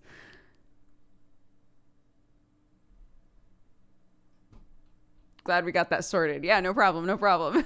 Got it all figured out. Okay, got some Valentines. Eric says, I'm sending a shout out to my mother who lost her own mother a few weeks back. The whole family is struggling. She especially needs some love. Big love to your mom, Eric's. Big hugs. Big, big hugs. Red Lips, Blue Veins says to all the crafters in chat, in the middle of a big project, I finished my biggest knitting project, a 10-ball blanket. That's right, we read that earlier. Congrats. I hope to join you again as a person who has finished a project in the next couple of days. Superbread says, I'm sending love to Dukes in chat. I've had an exceptionally bad week. Here's to the weekend. Here's to the weekend. The sun always comes out after rain, as my mom says. My mother-in-law says that. Ms. Shy says, did you know that yesterday was the 21st day of the 21st year of the 21st century? Did you also know that Chat and Dodger are wonderful? The more you know. Sonic Advance says, love yourself. And Kane Ray says, thank you, Dodger, for being awesome. I've had a very frustrating morning. Watching you with my cup of tea has helped me calm down. Keep being amazing. Lurk mode is re-engaging. I'm so glad. I'm so glad. I'm not glad that you've had a bad day, but knowing that that any of you guys feel like you can come here and just like, that's the goal. That's the vibe I want here. So I'm very happy. And a cheers. Cheers from who? Caffee Night. I've only got a little bit of coffee left, and then we switch into water. So let's make it count. Thank you all so much for being here. Shout out to the red lipstick that has not gotten all over my teeth yet, but has gotten all over my tumbler. So it's performing admirably, I feel like, for a non-matte lipstick. I appreciate you guys being here and watching. If it's your first time, welcome. I hope that you enjoy yourself and that you come back. If you're having an amazing day, thank you for being here and spreading some of your joy. And if you're having a terrible day, again, I'm also delighted that you're here because maybe we can cheer you up. Maybe we can be an opportunity to take a breath, to just chill, a happy point in the day, whatever you need us to be. I hope we can be that for you. But either way, you're all great. Thank you for watching. Let's have a good stream together and see what the fuck this game is. 3, 2, 1, cheers. Boop.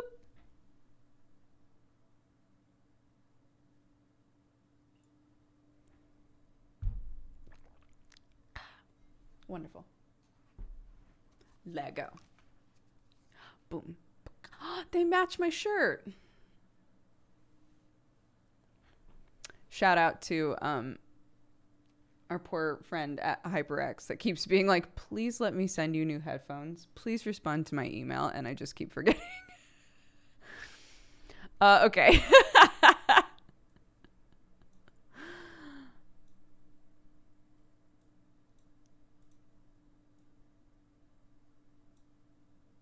Run an ad now?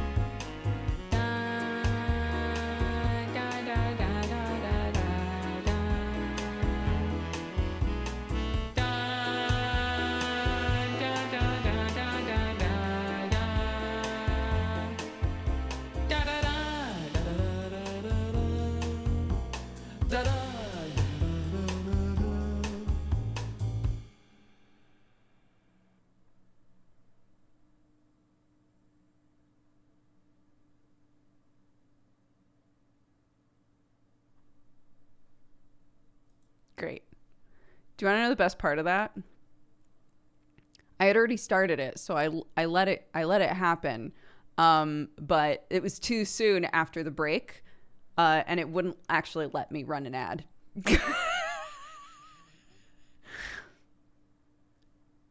So none of you saw an ad because we couldn't run an ad, but I had already started the goof and I wasn't going to stop the goof. We had already committed. So I guess we'll do another ad later.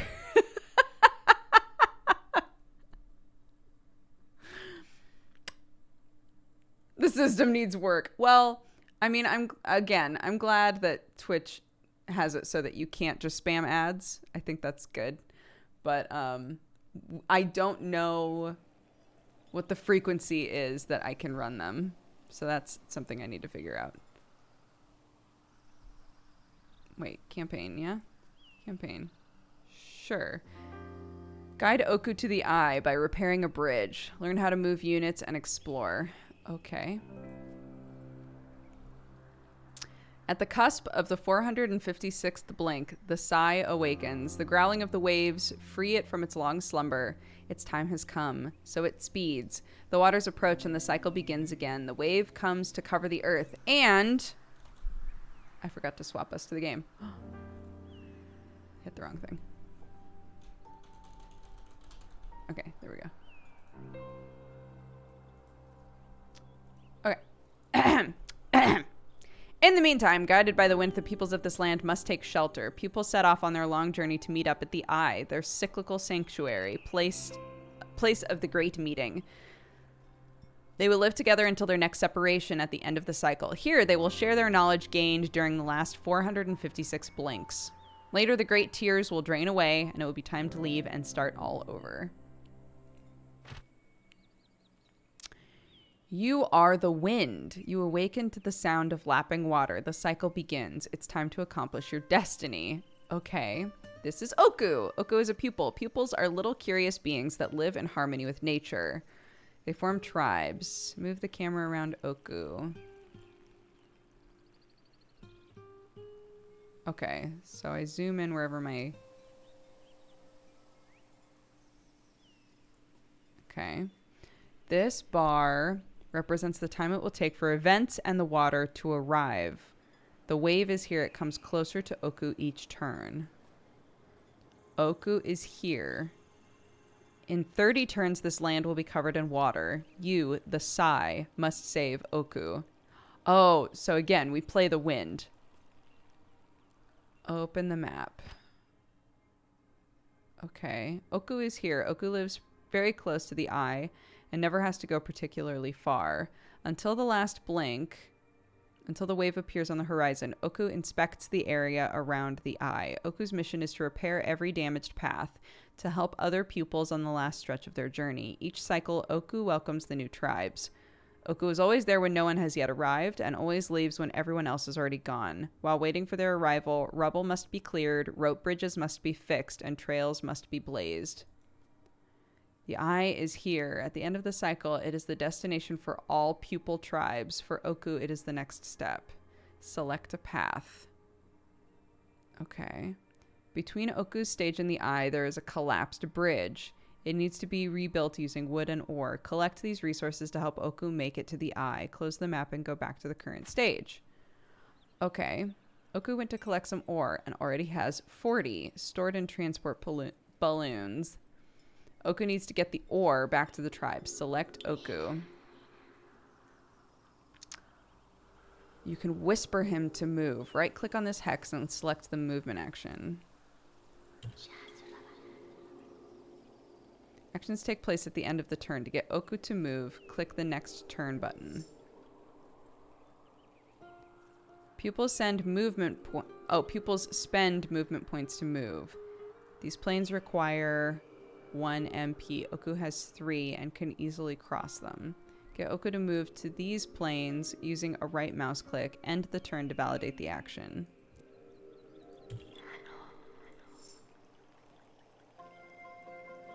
If the movement cost is higher than the number of MP available, the pupil will need several turns to finish the movement. Mountains require 4. To cross a mountain, it will take Oku 2 turns. Okay. Interesting. And the turn. This is Lulu, the caravan. Help Oku get there to drop off the 40 ore. Oku has brought 40 to the caravan. The 40 is now in stockpile. Resources can't be used until they've been put in stockpile. Okay. Only wood is needed. It can be found in forests and jungles. Explore the halt to find some.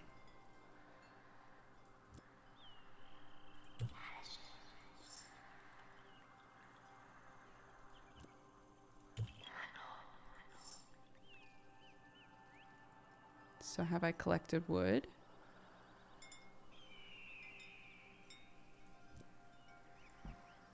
No resources at the jungle. Okay.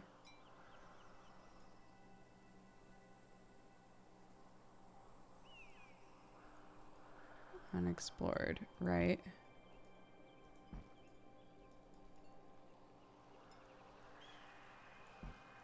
I'm sleeping? Wait, I'm confused. No, cancel. I'm trying to... Yeah, I mean, I'm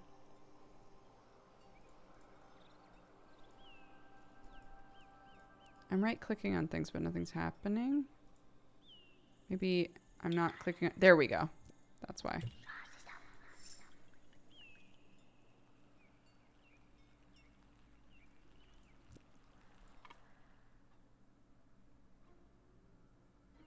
Hi, Nick. How are you? What? What do you mean?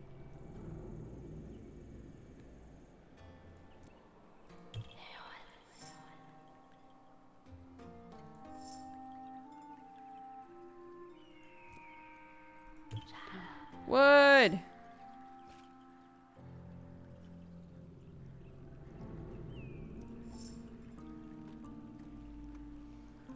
It will take 3 turns to collect wood.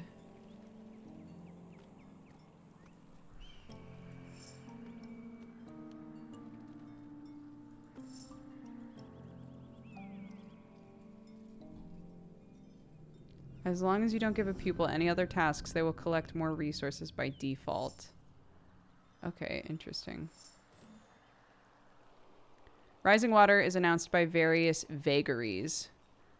The closer the waves, the more frequent the catastrophes. The wave is always preceded by an enormous cataclysm. It is best not to tarry. A minor vagary will take place next turn. Okay.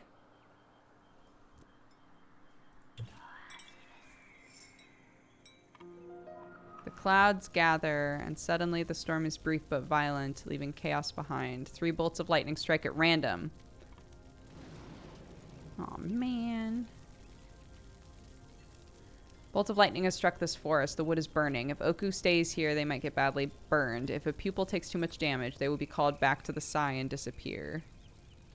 Oku still needs wood. Fortunately, the nearby jungle wasn't hit by lightning. Assign Oku to harvest in the jungle. But there wasn't any wood there before. Unreal. Unreal.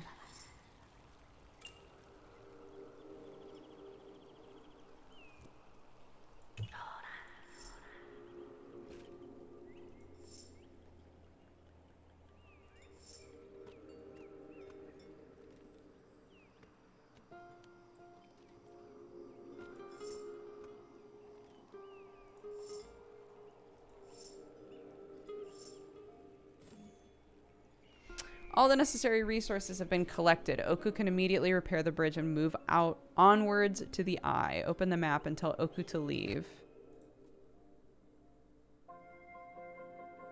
Oku can take some of the stockpile to the eye by organizing it on Lulu's back. The resources taken along for the journey follow the tribe to the next stage.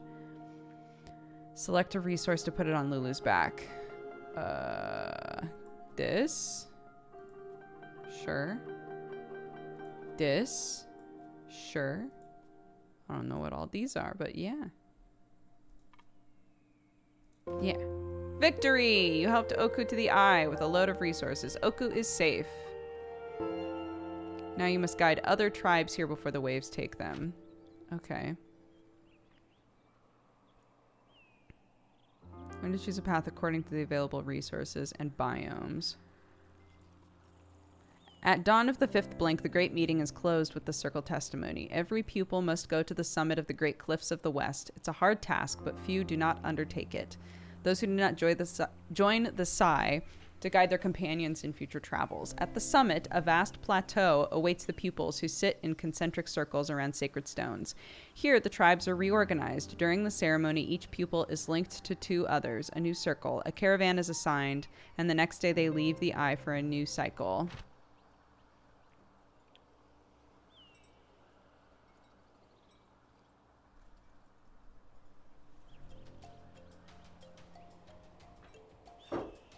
We're on water, boys. We're on water.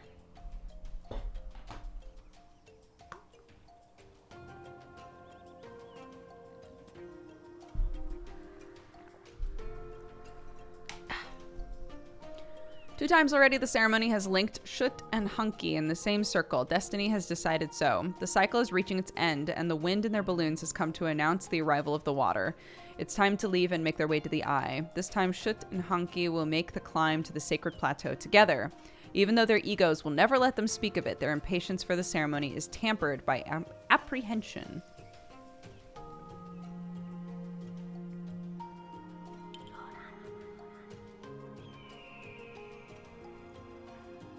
This is the caravan. The tribe is composed of 2 pupils. Open the map. Fertile lands. Rainforest. Shut and Hunky's tribe is currently 2 halts away from the eye. From their position, 2 different paths are available. Each path has its own difficulties and can lead to very different terrain. Select the top path. To go by the top path, you need to cross a bridge, but the bridge has collapsed and you will need to repair it with wood and ore. Your pupils will need to harvest those resources. Now select the bottom path. The tribe will have to cross a glacier to reach the next halt. They will need to collect pepkins to have enough food and some stone. Okay. The tribe doesn't have the necessary resources to make this trip. They will need to find them at the current halt, harvest them, and stock them. To know which path you can take, close the map by clicking on the caravan's halt and explore the halt to find out what resources it has to offer. Hold on. No. Full screen, please. Okay, that's better. Explore the halt to know your options. Right. No, I want Hunky. Oops. No, because there's also you.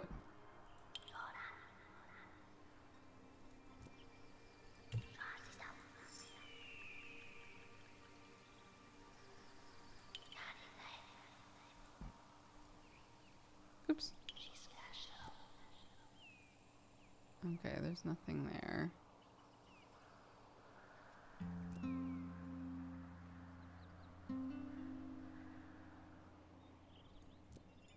Interesting.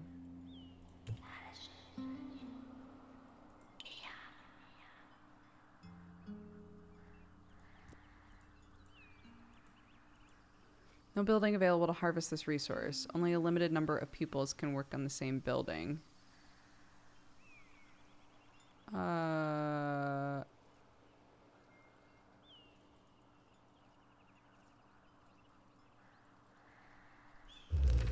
Assign a pupil to the caravan.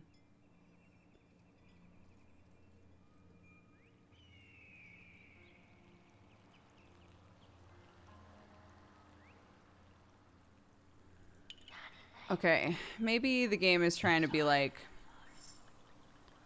I don't want you to harvest shit yet. I want you to just explore, which seems weird. Which seems weird, but okay.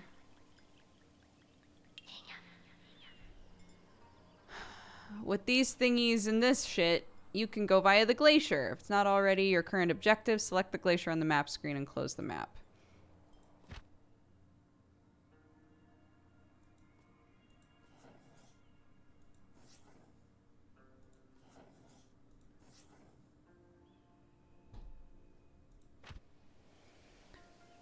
Assign Shut and Hunky to collect these by selecting each one and right-clicking on the hex. End the turn to validate the action.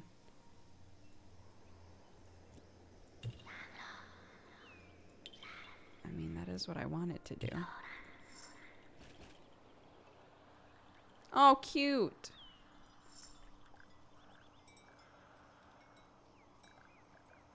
Look, they're little bears or raccoons or some shit.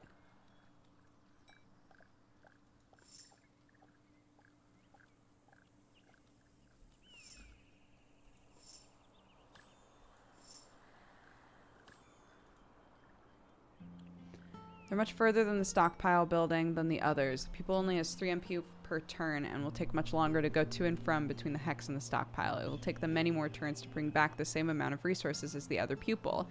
Using this hex is not particularly efficient. 1 pupil will be sufficient. Honky can handle it. Meanwhile, Shoot can go get some stone. Okay, pupils can't collect or store stone in the caravan. You need to construct a building, a quarry. Building a permanent quarry requires wood. Fortunately, they already have that much in stockpile. Great. Select the quarry. Do I have to put it somewhere specific?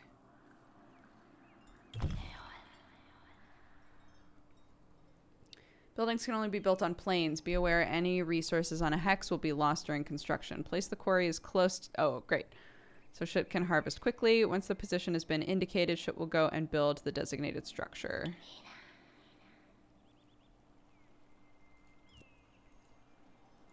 What?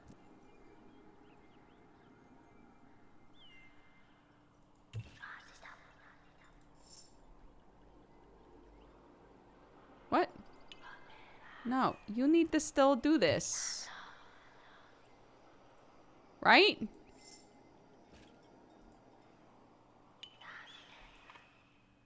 What?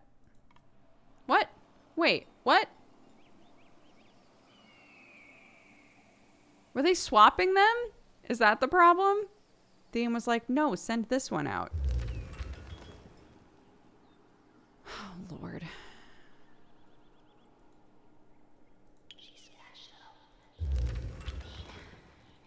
I see. Okay. All right. It has to be you, I guess. And you have to do this, I guess. Okay. It's weird, but all right.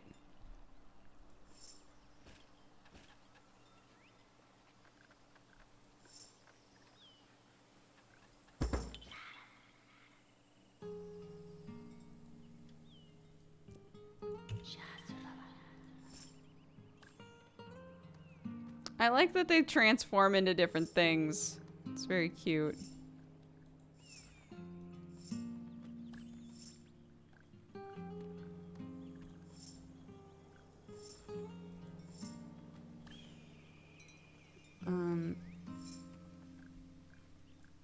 How much did I need?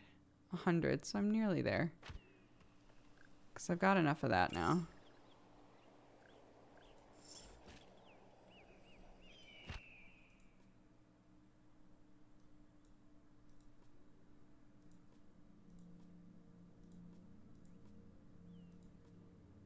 Great.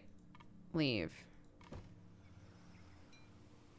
The tribe has crossed the glacier and is now in a tropical halt. They must stop for a while so that they can find the necessary resources to cross the obstacle. However, the halt they left behind is under the waves. They mustn't tarry on their way to the eye. Select the eye or the paths to the eye to find out what the pupils need to get there. It's a little different from the previous one. It's a tropical biome where one will find more jungles and bogs.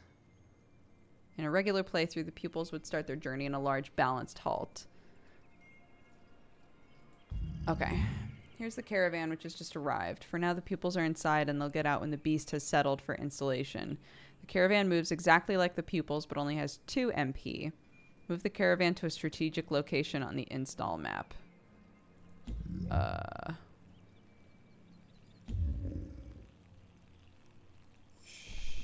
Sure. Maybe here. Install yourself. They've left the caravans back. Explore the map, harvest the necessary resources to repair the railroad, and guide the tribe to the eye. Right, but what do we need for the railroad? ore and rock. Okay. What the fuck is that?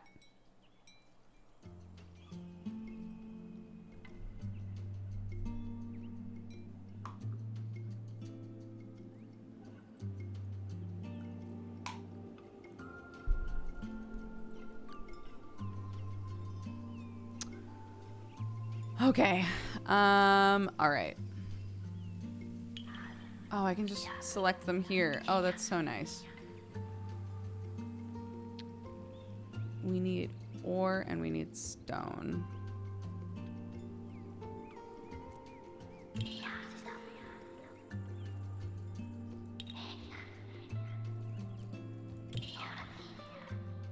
What?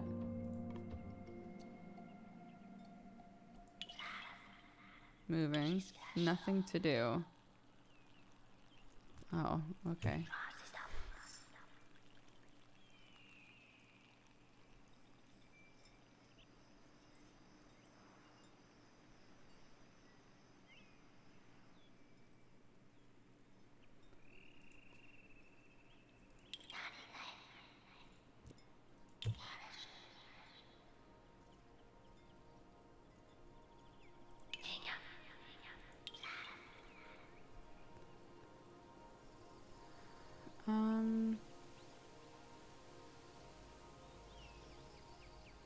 No resources. Plain. No resources.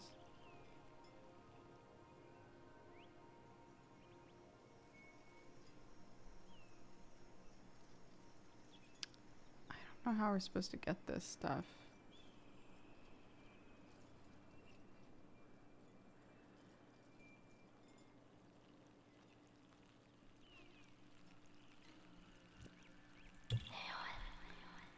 But I guess for now, I can collect some wood. Not a trace of ore. You can't repair the railway line without ore. Whisper to Shut that they should build a market by opening Shut's construction menu in the selection window. Market is an appendix. It's the structure built on the back of a pack animal. Each appendix requires you to have a rhinophilo. Rhinophilos are a base resource which can be gathered directly from the caravan. Find and collect a rhinophilo in order to build the market. Okay.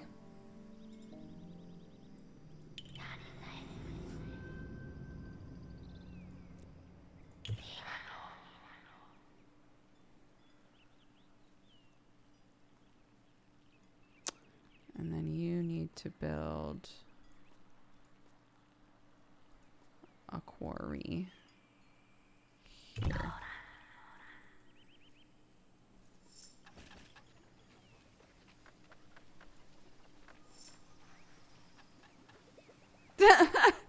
If you interrupt a pupil taking back resources to a building, the resources are dropped and lost forever. Unlike other resources, there's only one rhinophilo per hex. Wait for the pupil to bring it to the caravan. Okay.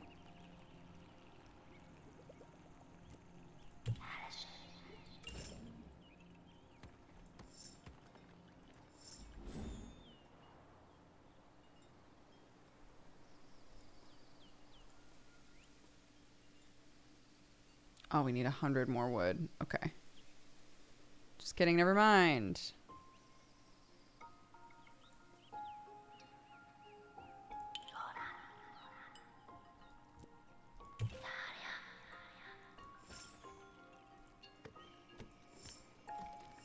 I love that they're like, hold on, I have to spend a turn doing an outfit change.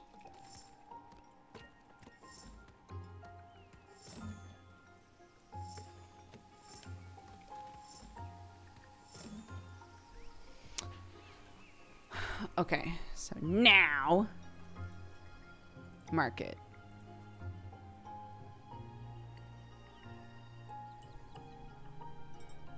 Oh, it can only be built. Okay, great. And only in a plain or a rainforest. This is why the placing of the caravan is important. It needs to be near base resources, but also be adjacent to plains or forests so you can build appendices.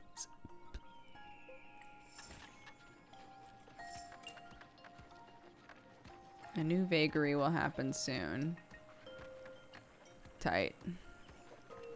Tight. Very cool. The market doesn't need a pupil to operate it. Not all resources have the same value. The exchange rate depends on the resources you have to offer. Oh, okay.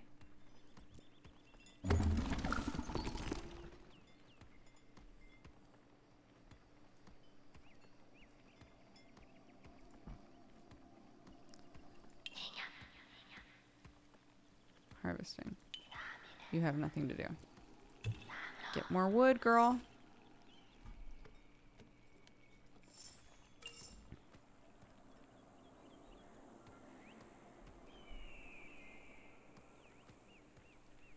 Why can't I? Oh, the jungle's been decimated. The tribe has collected all the wood. Pupils are respectful people who only take what they need. A pupil has no sense of ownership. So little that they don't even have their own assigned beds. Careful not to waste. Nature does not forgive easily and will punish a tribe who waste resources by leaving it behind. Oh, geez. Do not exploit the resources the tribe could not take with them. By leaving wasted resources behind, terrible vagaries could strike the tribe down at the next halt. As such, when the wave comes too close, nature will push them along with major climactic vagaries. What the fuck? I promise we'll use it.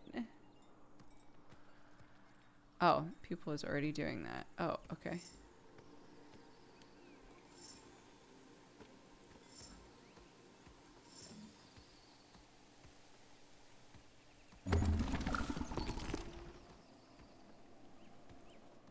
Trade wood for ore.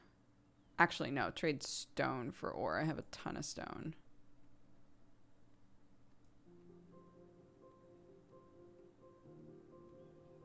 I only need 10. Great. A friendly tribe has sent you ore. Get to the eye using the map. Bam.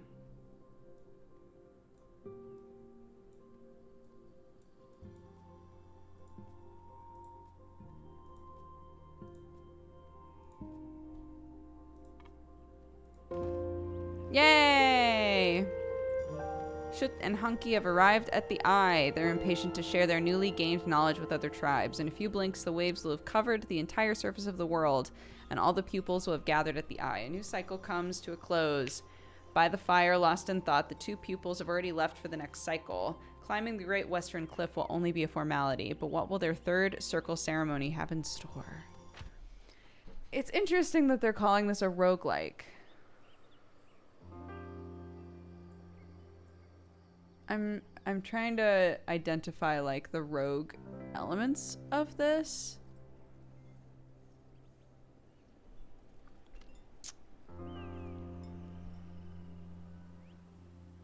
It's interesting. Help Crack and Scion, two ambitious pupils, become experts, learn how to gain experience and choose bonuses in the trade wheel and how to feed your pupils. Build, manage, improve, and repair mobile buildings and discover proximity bonuses. Visit ancient remains. Crack and Scion await only you to meet their destiny. Pupils are metamorphs by nature. As long as they can remember, animal instincts have followed them in all their tasks. Like the center of an eye naturally dilating in the darkness, a pupil's form shifts, as if its body instinctively knows the best form to take for the task at hand. Every pupil has, from their first cycle, taken on the appearance of a red panda.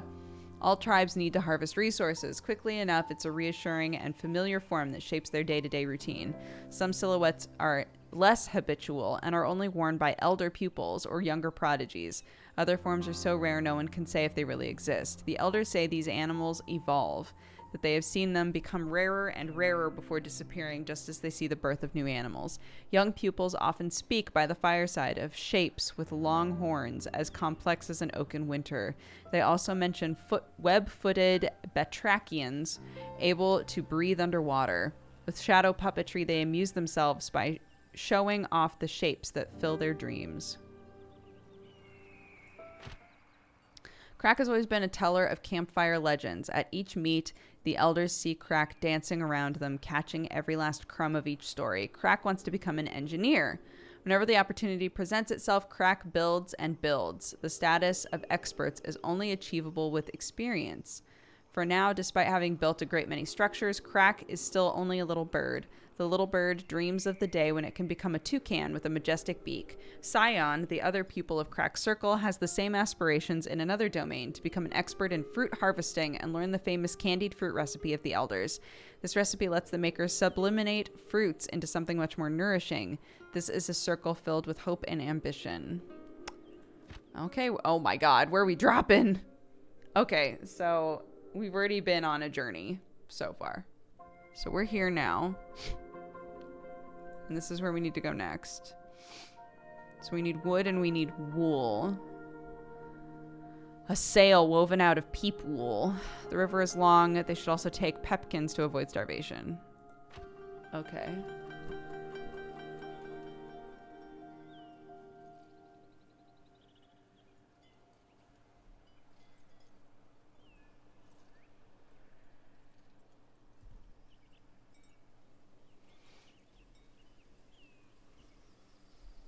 Let's see. Tribe already has a building, a pasture. This building allows for shearing and stocking peep wool. This wool can be used for making hangings, warm clothes, or to insulate buildings. Start to complete the objective by assigning Scion to pepkin harvesting. Pepkin harvesting. Scion. Which one is Scion? This one. This pupil is the best gatherer.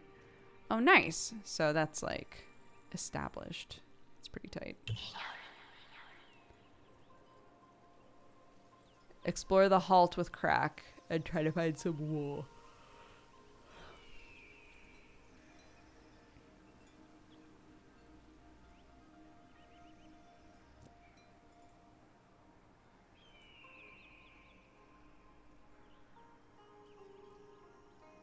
Okay.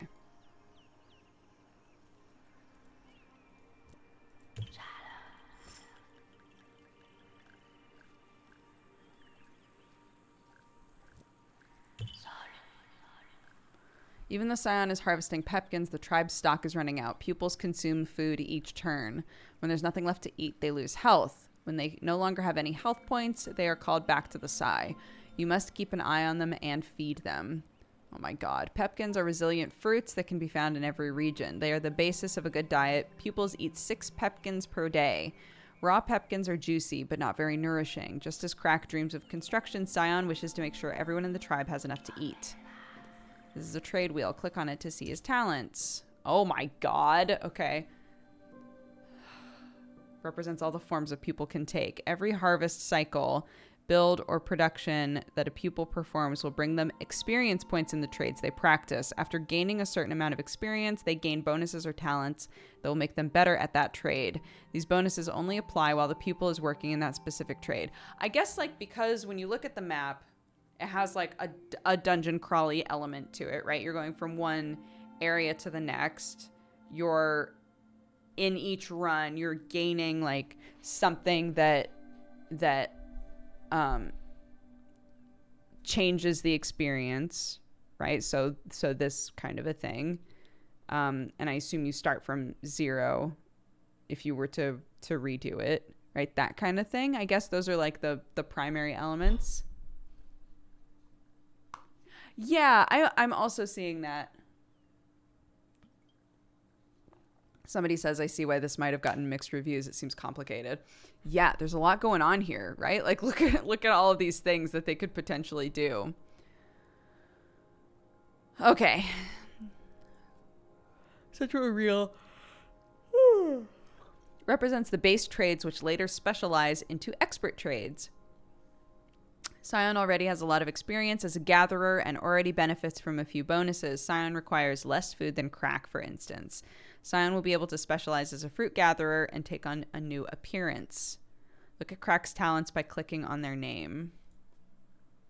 Crack has gained experience as a builder. Even at the center of the eye, some of the buildings are Crack's originals. Progress as a builder is gained by constructing new buildings.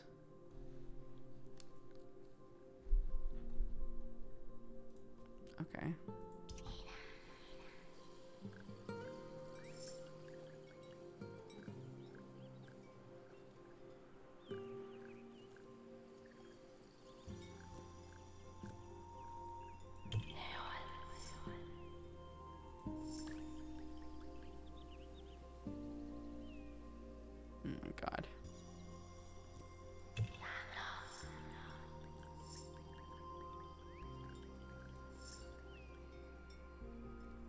Where are these sheepy weepies at?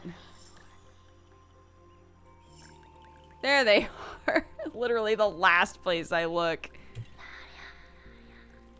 Some peeps! These creatures are friendly and willingly let pupils unburden them of their wool. They hate rain and hide during a downpour. The pasture is a mobile building. It's far from the peeps, and harvesting their wool will take forever. Fortunately, it's mobile. It can be moved wherever you like with no additional cost. Click here to repack it. It's Crack's job to reinstall the building. Open the construction menu. And put the pasture. This is the pasture, right? Yeah. Here. Great. This halt is rather peaceful. There are a lot of resources and many peeps to provide wool. Crack wants to take advantage of the calm to build a new building that will be of use later on. Since the last halt, Scion has mentioned the need for this installation. Even though Scion has been harvesting without fail since the beginning of the halt, an evolution has not yet come. There's not much left to learn as a gatherer. Since the last halt, Scion has learned nothing new. Despite feeling that there must be a way to improve and specialize, Scion lacks a place to truly find personal enrichment. The caravan can only let pupils gain experience in a base trade. Pupils who work from the caravan will stagnate and never evolve. To specialize, a pupil must work in a building linked to their desired trade. Interesting. To specialize, Scion must work in a harvest hut rather than the caravan. It's the only way the pupil will gain experience. Build a mobile harvest hut. Crack will be delighted.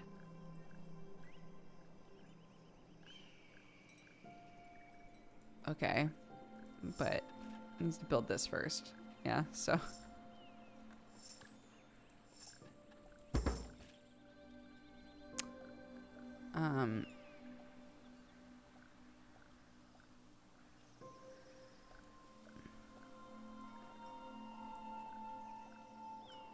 We need wood to make a harvest hut. So, Crack, how about you do some of this for a hot minute?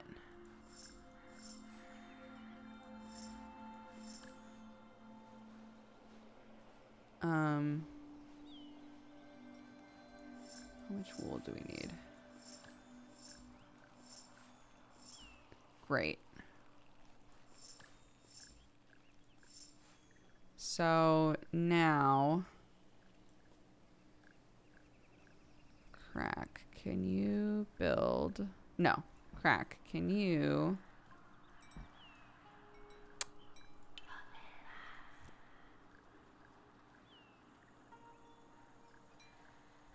Get some wood.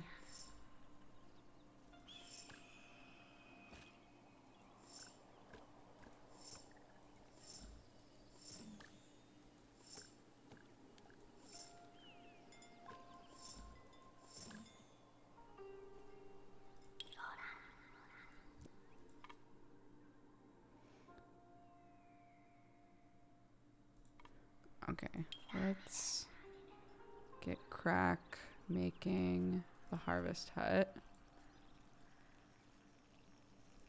here.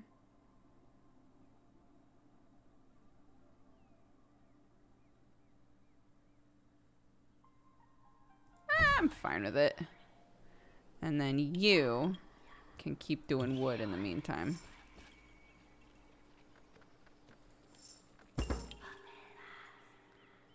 Wow, that wood got depleted real fast. Crack has nothing to do. Already? Okay.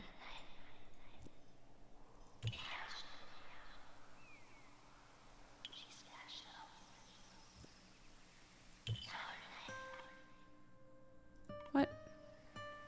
What?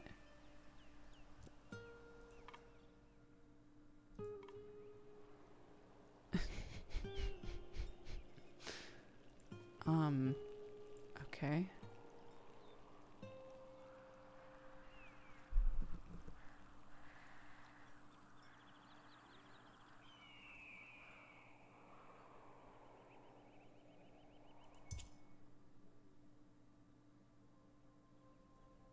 Assign Scion to the harvest hut. Oh.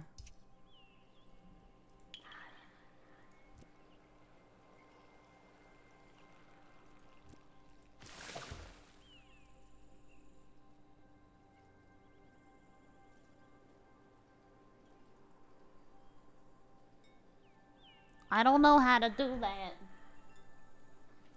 Oh.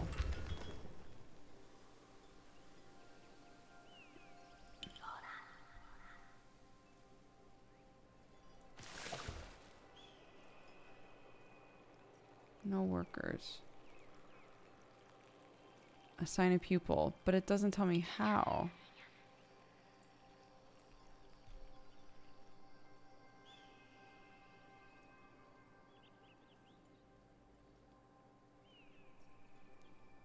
It doesn't tell me how, though. I'm just gonna do this and see what happens.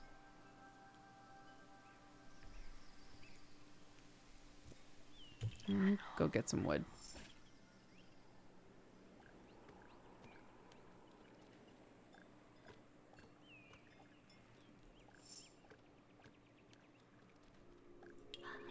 Okay, it's working. Okay, good. Scion has finally gained experience. Open the trade wheel.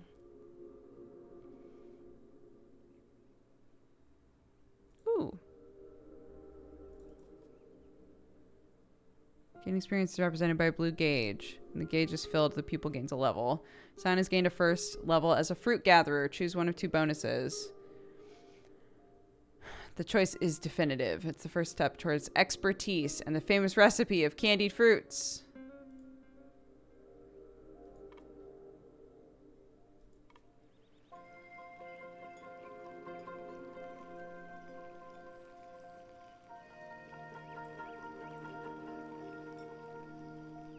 Okay.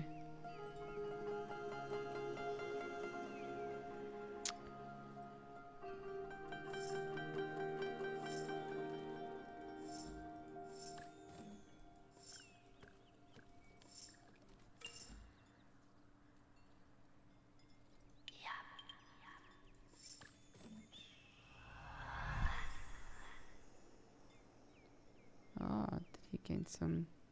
Gained some experience? Oh, he gained a level in Gatherer. Oh, interesting. Okay.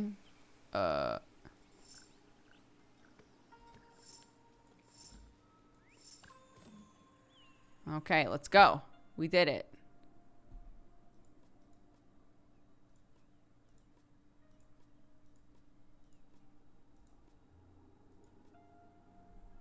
Crack and Scion have 2 mobile buildings. Take them to the next halt by dragging them onto the caravan's back. What? Dragging them onto the caravan's back?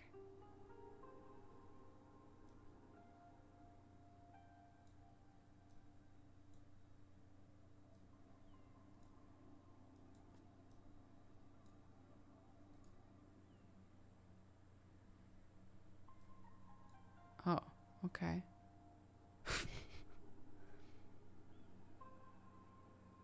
But it said I have 2 mobile buildings.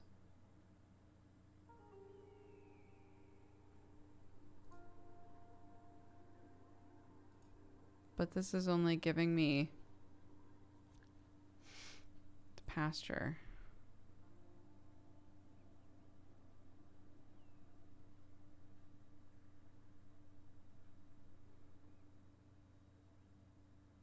But I think the harvest hut should also be there.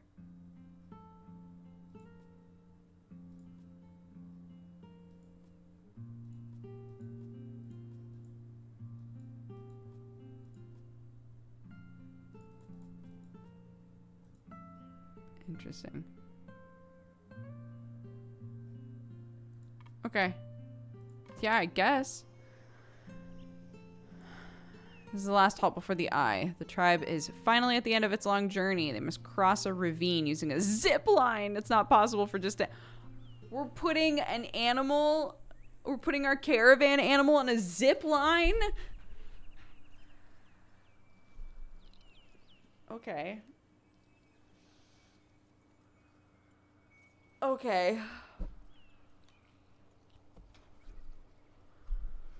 Time for crack skills to shine. Become an engineer before the waters reach the tribe. Oops. baby. Engineer 1. Oh my god, it's literally on the list of to-dos. Fulfill the objective. Get everyone safely to the eye before the waters come. Choose well where to place the caravan and deploy your mobile buildings to collect wool and feed your tribe with pepkins.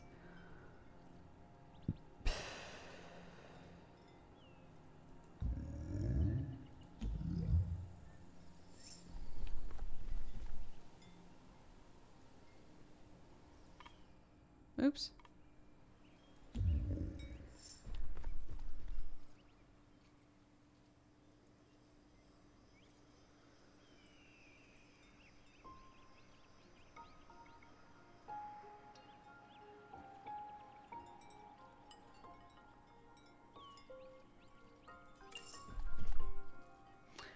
Remains from ancient times. They are leftovers from previous cycles, traces of the passage of an earlier tribe of pupils reclaimed by nature.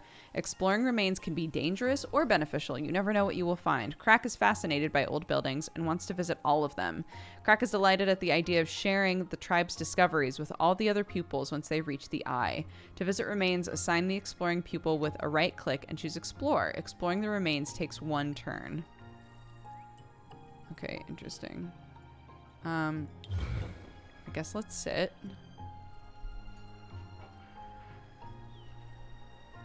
What do we got packed up? Our pasture, right, but we have no idea where the animals are. So I guess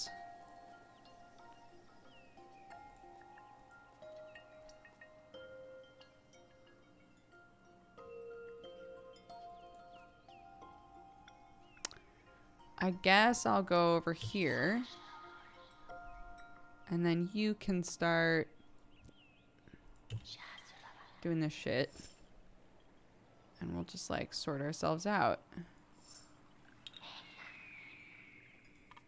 Oops.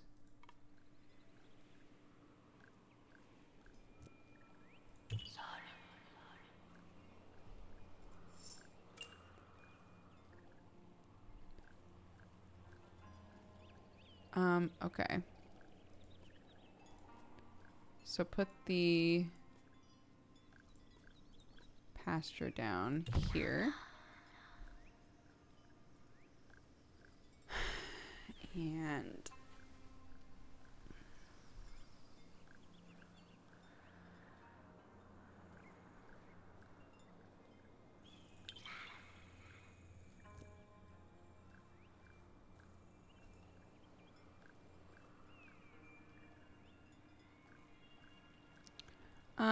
actually, yeah. Everybody just do your thing.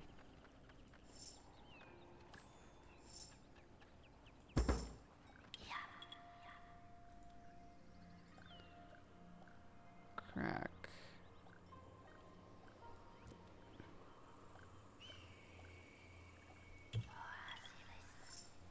Let's explore. Food is low. Crack spends the day reconstructing the sawmill that collapsed. Transforms into a permanent sawmill. Hell yeah, that's tight. Oops. Oh, he has nothing to do. Okay. Well, how about you build a harvest hut then? Shit! How about you...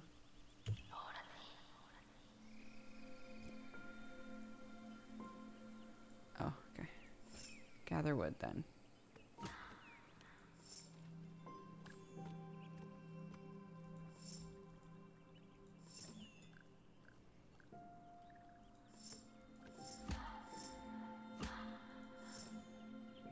Wait, why is she getting hurt?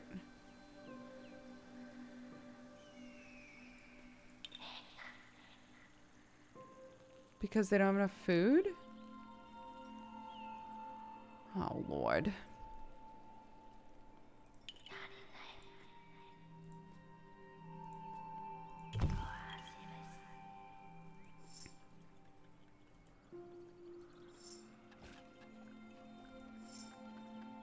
Oh, shit.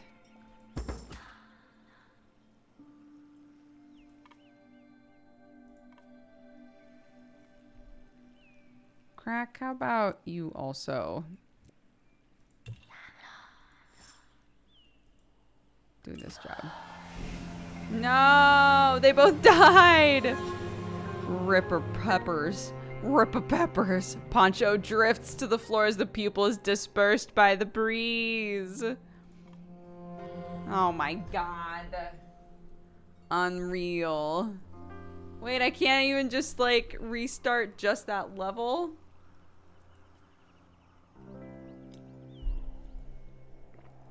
Oh my god, I have to start it all over. Okay.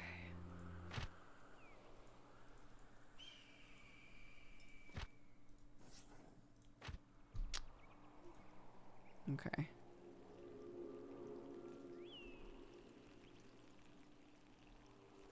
I think so too. I think it's a complicated game, and I think that the way the tutorial is laid out, it doesn't help with the complications. It doesn't make it less complicated, if that makes sense.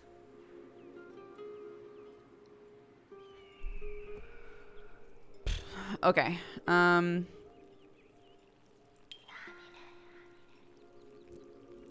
Get some pepkins, my dude.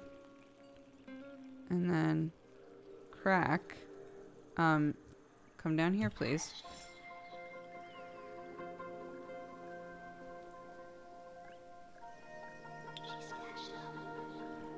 Wow. That's wild. Wow.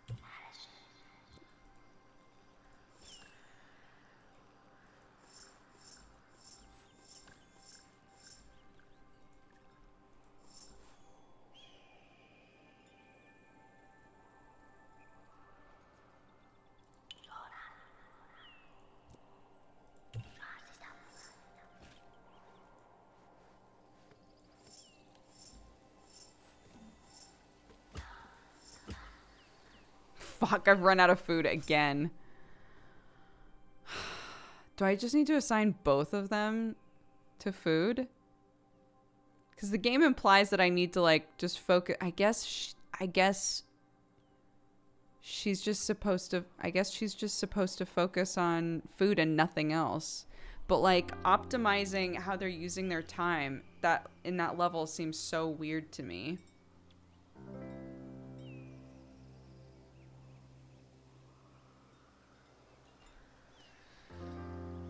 Ugh. I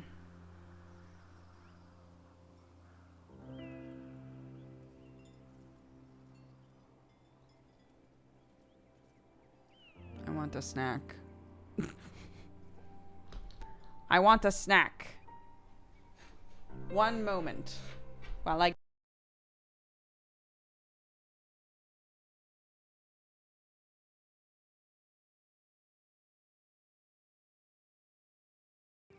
There we go.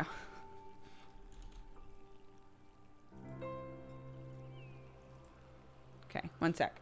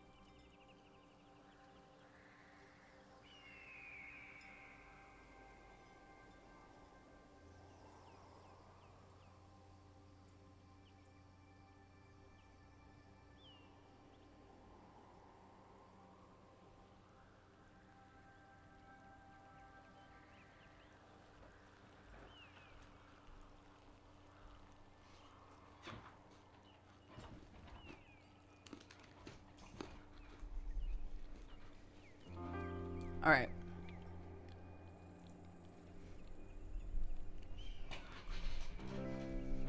Let's try again.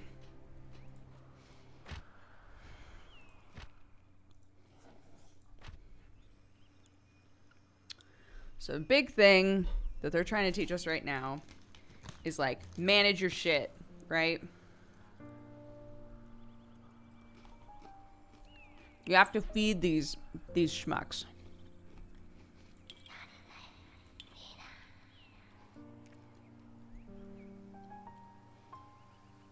So great. And we need crack over here.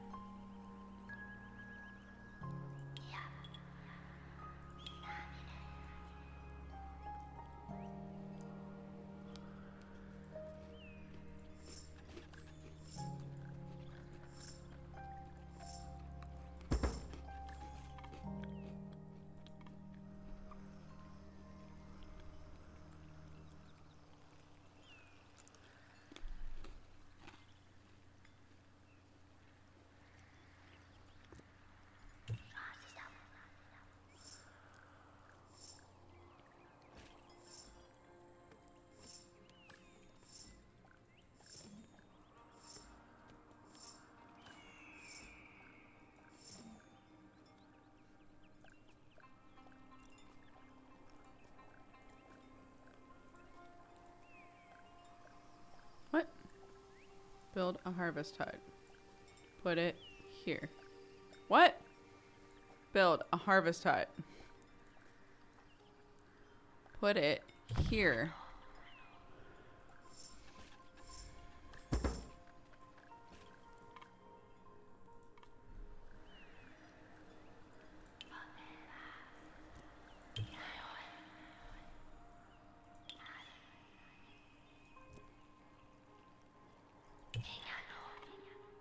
What?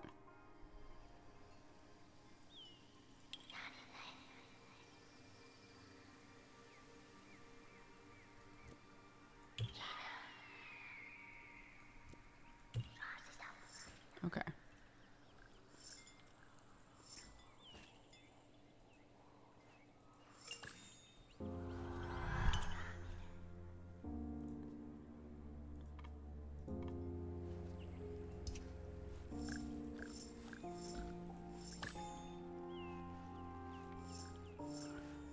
Okay.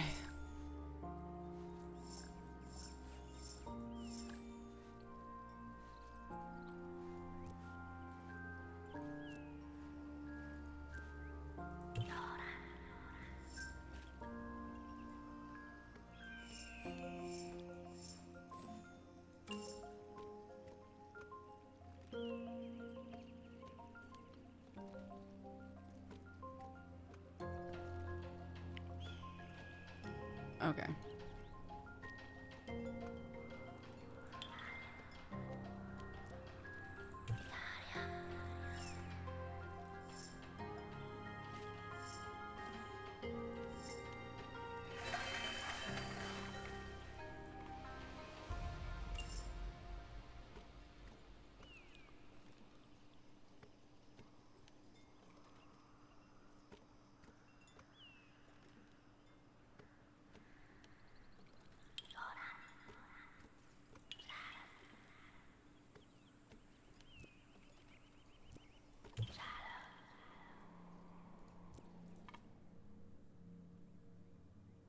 What? This land?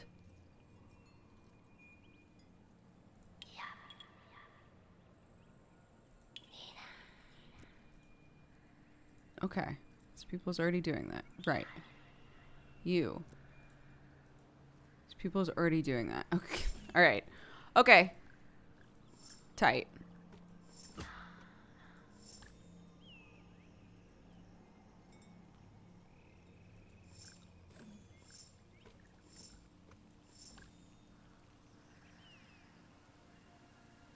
I'm gonna grab a bunch of extra food to take with us.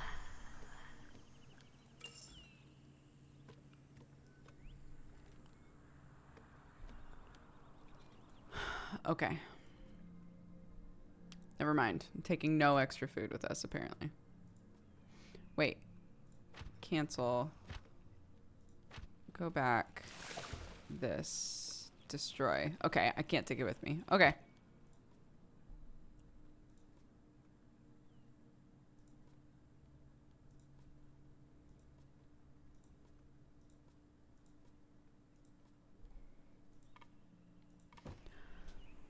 Okay.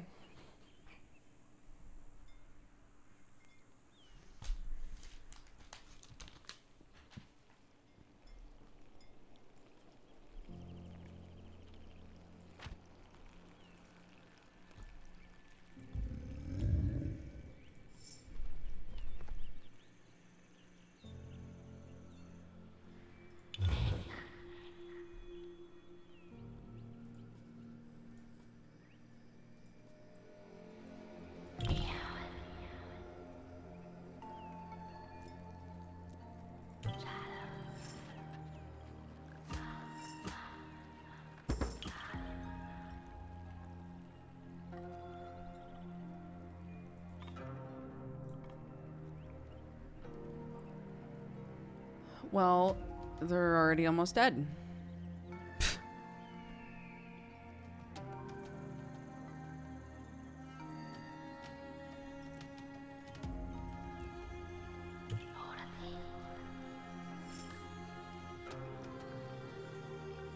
Okay. So now...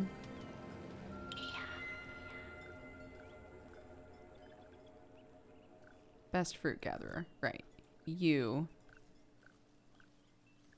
This building can't host any more pupils, but crack isn't a pupil. No! That's not your job. Okay. Okay, here we go. Okay, keep us alive, girl. I believe in you. Crack. Let's go.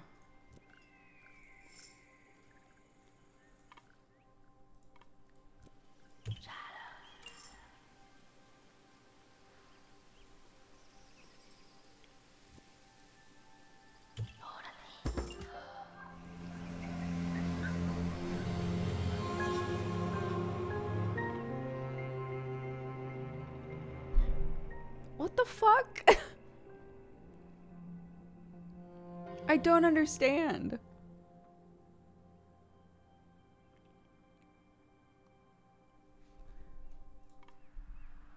With the harvest hut right there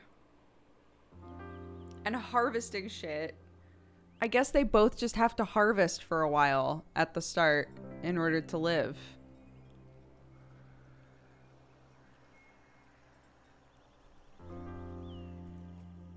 I'm skipping it. Pupils love food. Some of them have very refined palates. Learn to prepare delicious, nutritious dishes and improve your pupils' culinary talents.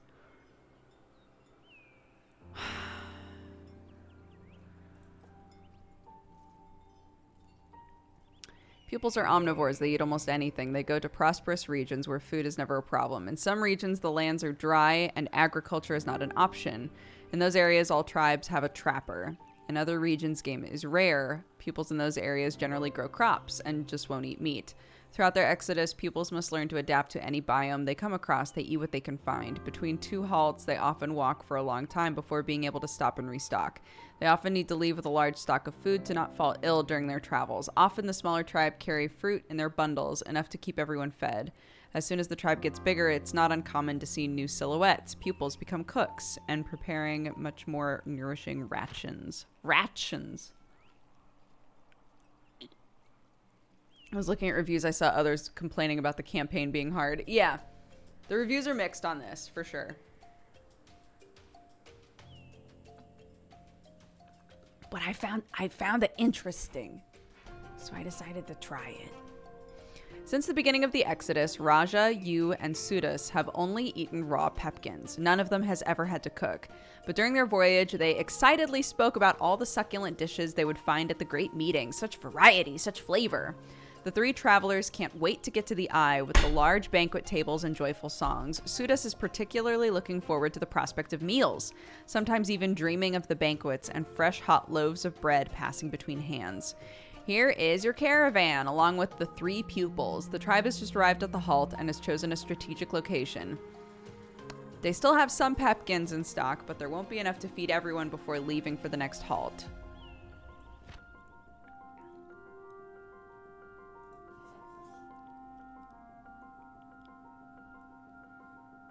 $300 foods? Tribe needs to go through a mountain pass. You'll need a lot of rations to stave off hunger. You'll also need to keep warm and some crampons to safely cross the icy mountaintop.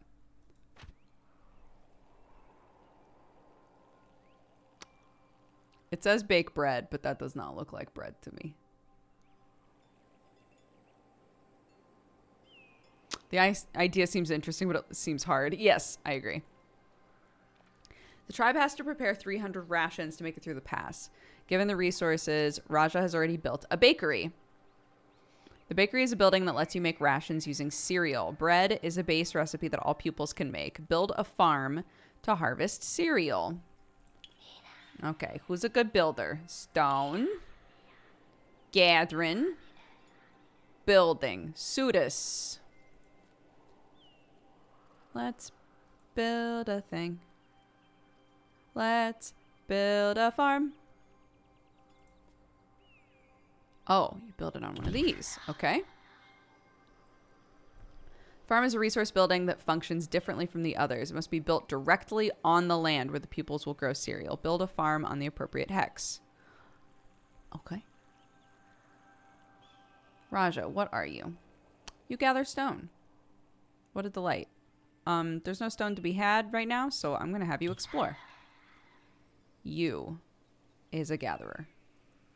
Let's have you do some gathering, my dude. Great. The music has gotten adorable. Raja, can you build a pasture, please?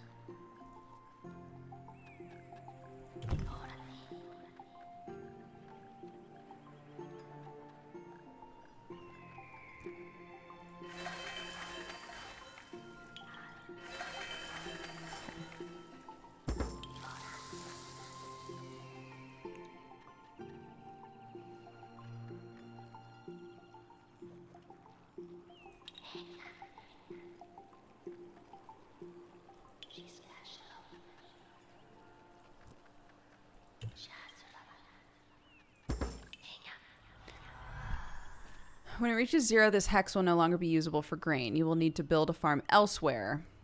Okay. Oh. Raja.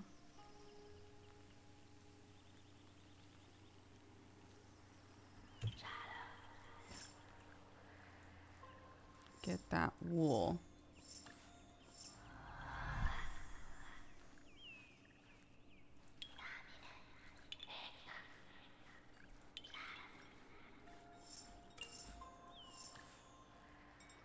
Okay. Pepkin resources are low.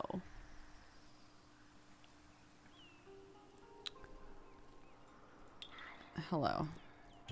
I need you to go on a little journey for me, please. And I want you to come over here and start baking shit. Make some bread, gamer.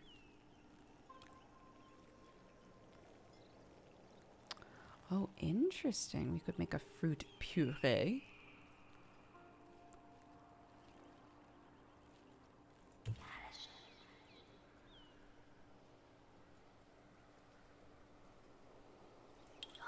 And then you can keep doing your shit. Oops. Oh. Nothing, huh?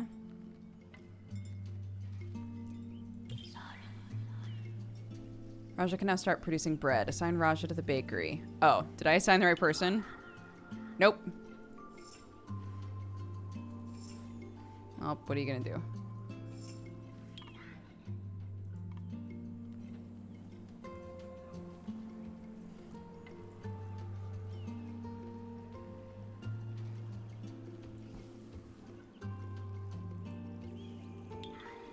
Okay, Raja's the one who's supposed to be working in the bakery, and this is our builder, so...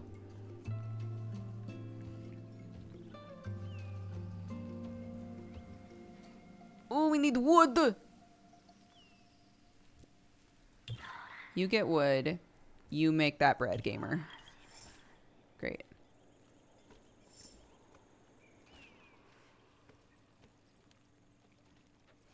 Oh, wait. Didn't we say that if they... Recipe for bread uses 20 to produce 36. Didn't they say that if you interrupt them in the middle of doing something, then you don't get any of it? Oh, but we got 114 rations. Okay. Okay. Raja will stop producing bread until there's enough. Pupils love delicious food. They'll always eat rations before pepkins. They consume 6 per turn if there are rations. If not, they eat 6 pepkins. Produce 300 necessary for crossing the pass while feeding. Okay.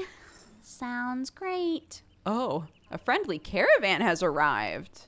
It's another tribe, but this caravan is not halting here. They're simply crossing. Tribes that meet on their way to the eye often help each other. It's always worth the time it takes to meet with other pupils. The friendly tribe will offer help in exchange. Assign a pupil to go meet with them.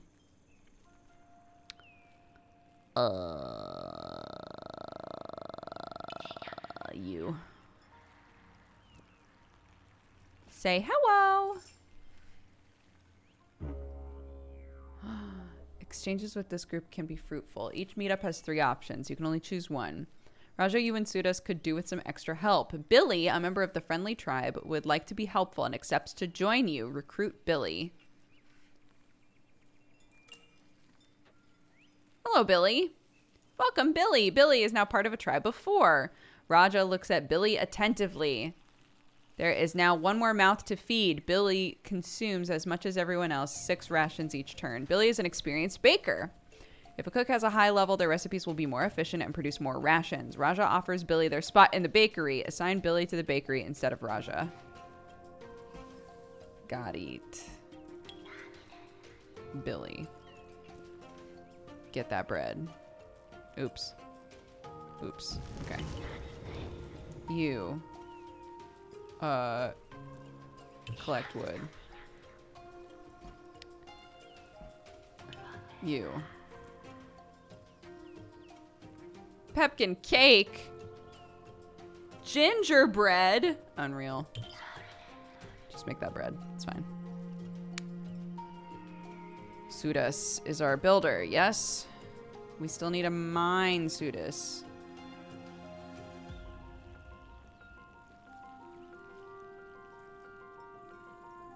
People without housing can't work? What do you mean? Okay, well. Your caravan only has 3 sleeping spots. Oh, pupils can be quite picky and will only work if they have somewhere to sleep. If you don't find space for a 4th pupil, they will eat 6 rations per turn, but will just sit and twiddle their thumbs.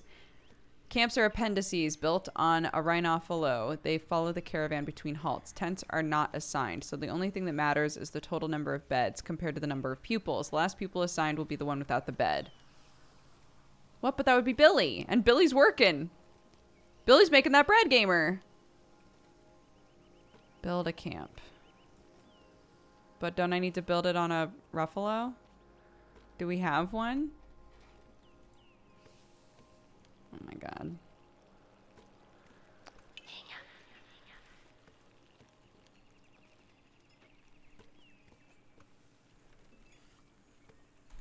Okay.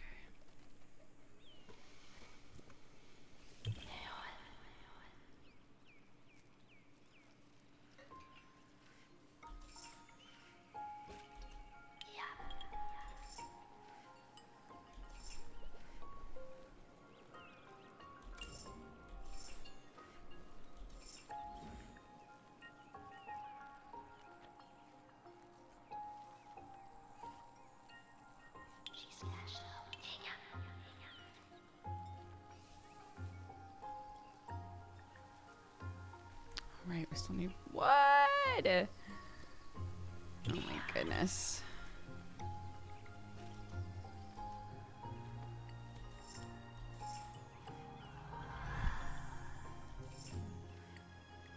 Okay.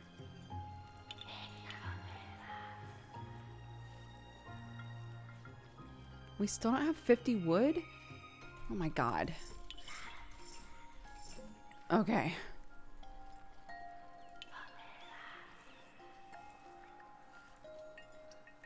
Build a camp, please. Finally. Suit us, you goddamn freeloader. Make a mine! No! No, we have no wood left. It's fine.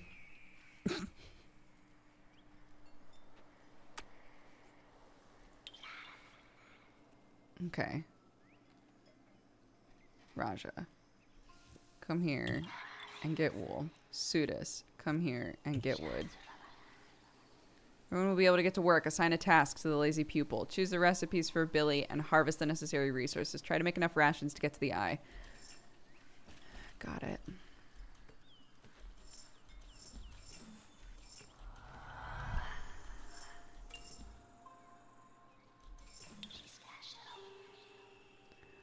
Okay. So the cereal resources are gone.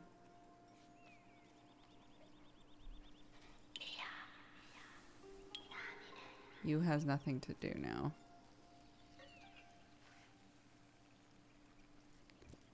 But could be the gatherer.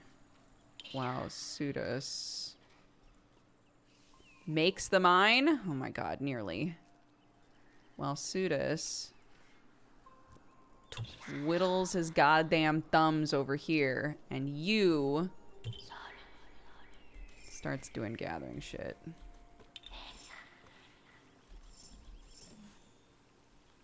Okay. Sudus.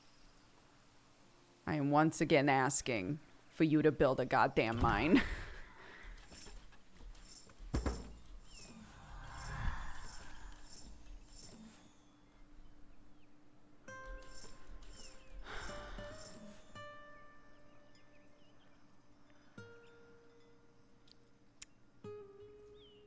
Waiting for resources. Okay.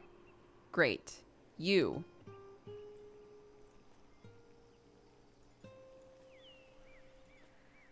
Make another farm right here. And you have gone above and beyond. Thanks so much. Start mining. And you start making some fruit purees.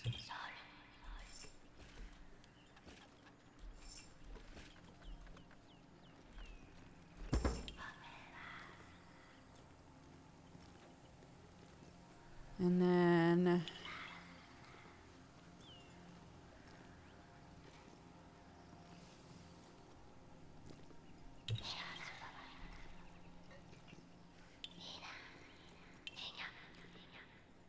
nothing to do. Nothing to do, huh? Nothing to do, huh? Just taking it easy, huh?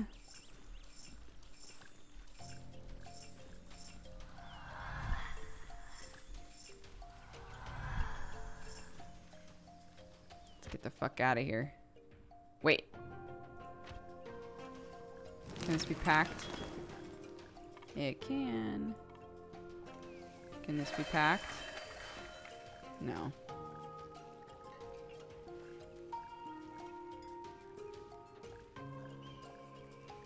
Can this be packed? No.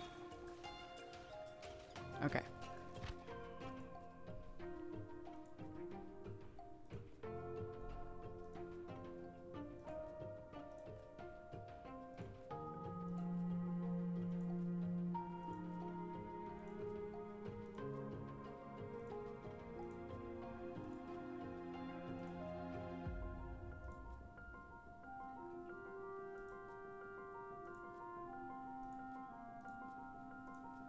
Oh, thank God. The game really freaked me out about not being able to take all of my resources. Yes, let's leave. The eye is close. You can almost see it from here, but an endless plain separates the tribe from the protective cirque. Sudas knows that trying to cross the plain without prep would mean saying goodbye to the banquets of the great meeting.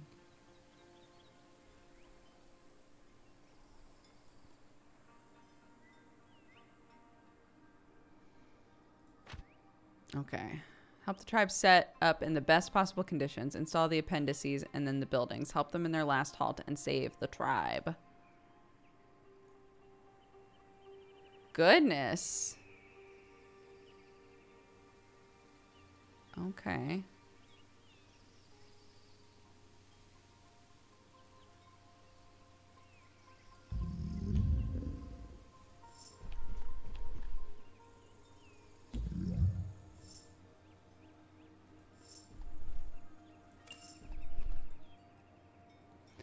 Places are filled with spiritual energy and allow pupils to commune with the spirits. The spirits will only listen to one request. Pupils can pray to the spirits to help them in their journey by offering resources. Pupils can make a grand offering to the spirits who will generally recompense the devotion. Finally, pupils can pillage the site and take the previous tribe's offerings. It's an immediate gain of a large number of resources, but vexed spirits will make the tribe pay for the transgression. Oh, Lord.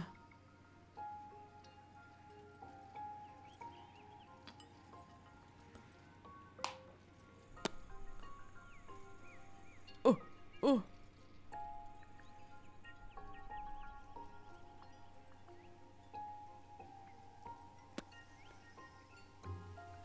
Okay. How about we sit here? And Sudas, let's unpack the camp so that you don't just sit there. Billy. The cooksmith. You wants to gather. Sudas becoming a gatherer. Raja is like all right at everything.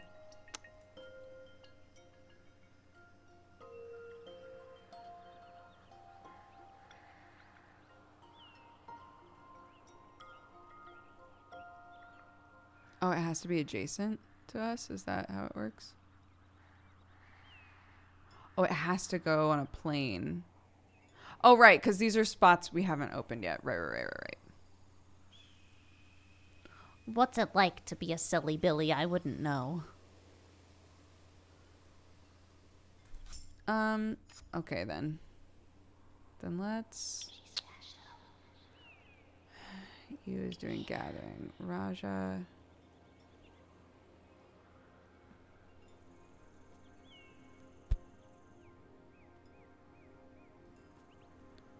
Raja, start getting that wood.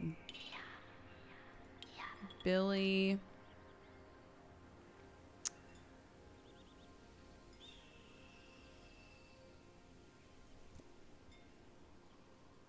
We've got lots of wool. We don't really need wool.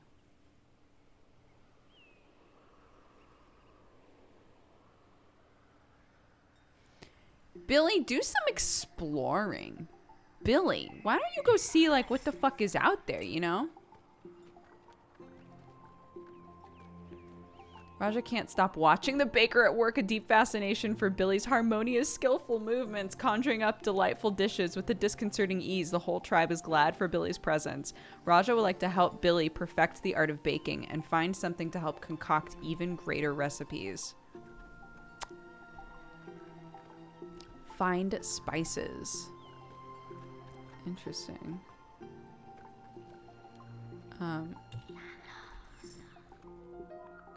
Billy makes their way through the rubble and stumbles upon a courtyard where they find on a promontory an immense horn. Billy approaches and blows into the horn with all their strength. The dark, deep sounds can be heard for many miles. However, not long after catching their breath, they hear a terrible crumbling sound. As they return to the tribe, they learn that the sound demolished the stone bridge that allows access. No friendly caravans can come. Oh, no. Billy's just chilling, though. Billy's like, well, that sucks. Well, oops. My bad, I guess.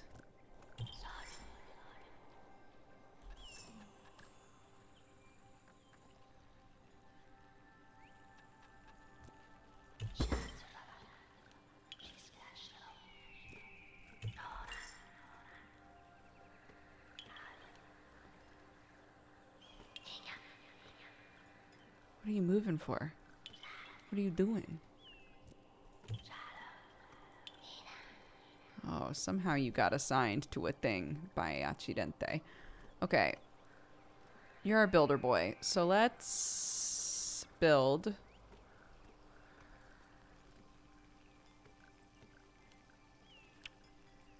a bakery. Fuck.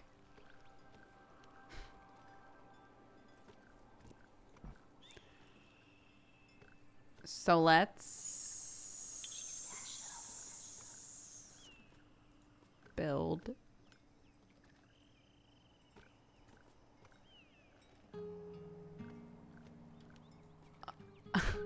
nothing. Let's build nothing. Isn't somebody getting wood?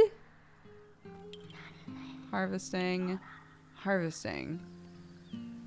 They're just bad at it. I see. Okay. Okay, let's just go hard on wood, I guess. Let's get some wood, because we need to build a couple things. So let's just get lots of wood. Everything's fine. And now we're all dying. Fuck.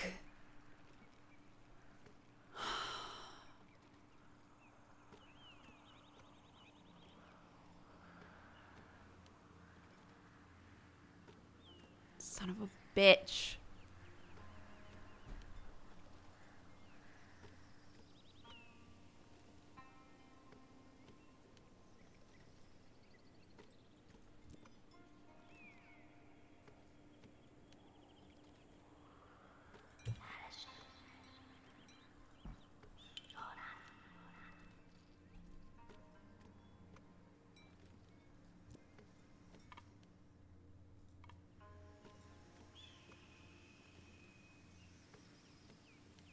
Can't save it.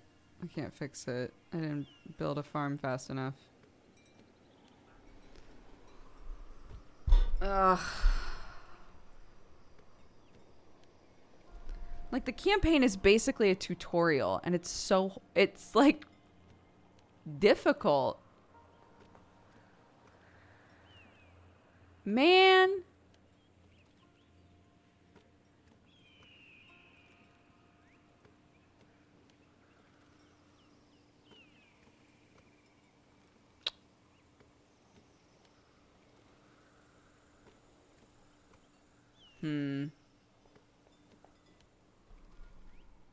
Well. Oh my gosh.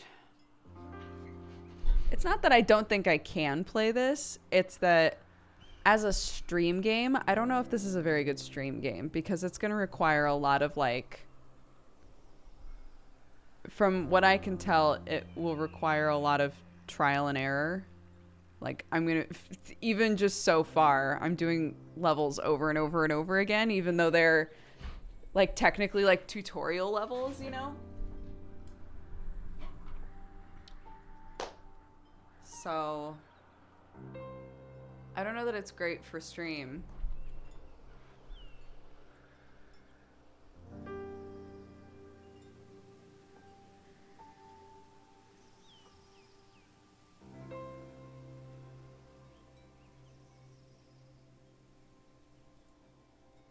Did you run the ad I redeemed? I did the ad goof, but the ad didn't run. So.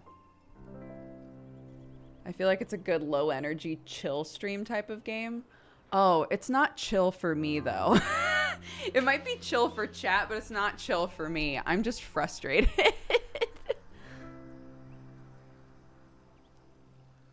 Mine was during the game, then no.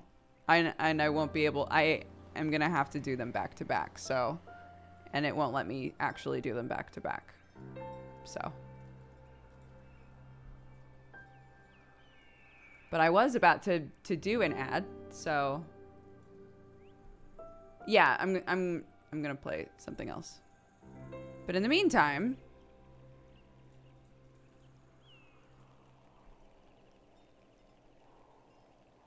what the fuck?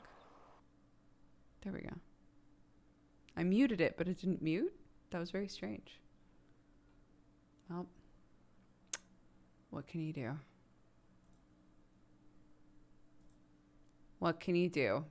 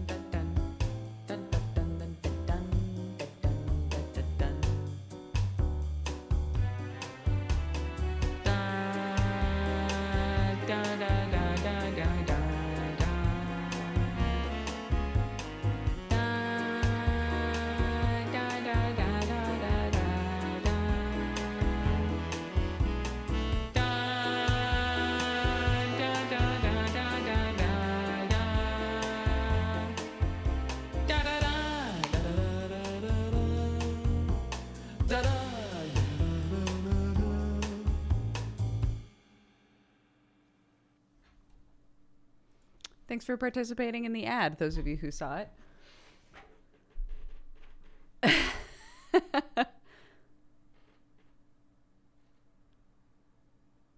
I have learned a lot about bossa nova and this song after this.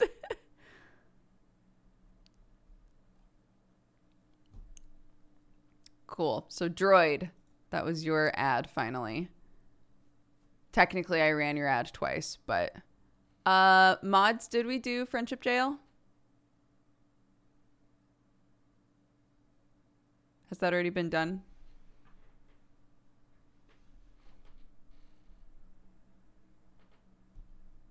Okay, great. Then I will mark it as complete. Wonderful. Wonderful. Sarah says your makeup looks nice.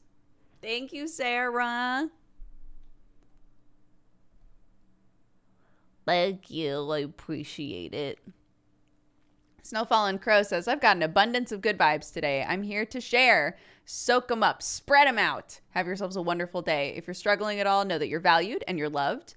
And find time to do something nice for yourself. The ad goofed on my end. That one was a multiplayer ad, so those aren't available in all countries. So if you didn't see an ad and you normally do see ads, it might be because multiplayer ads aren't working everywhere, but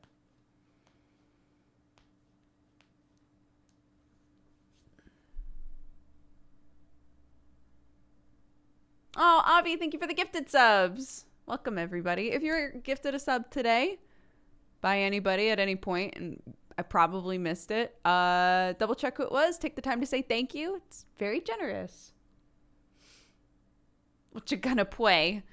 What a good question. I might play more Skull. Skull was fun. But each day when she walks to the sea, she looks straight at him, not at me. Oh, interesting. Did you guys know on the stream manager, all of the numbers that are at the top of the stream manager, if you click them, they vanish. So if you're somebody who's like, oh, I get really obsessed over the numbers, I don't really want to see them, but I do want to use the stream manager, you can click them. You can click which ones you don't want to be seeing, and they go away. The box that says like such and such number of viewers, if I click on it, it's blank, but it still says viewers. And if I click on it again, the viewer number comes back. That's pretty cool. That's nice that they do that. So I can be like, I don't want to know I don't want to know how many subs I have. I don't want to know how many viewers. I don't want to know nothing. I just want to play a game and have a good time. That's pretty tight. But each day when she walks to the sea, she looks straight at him, not at me.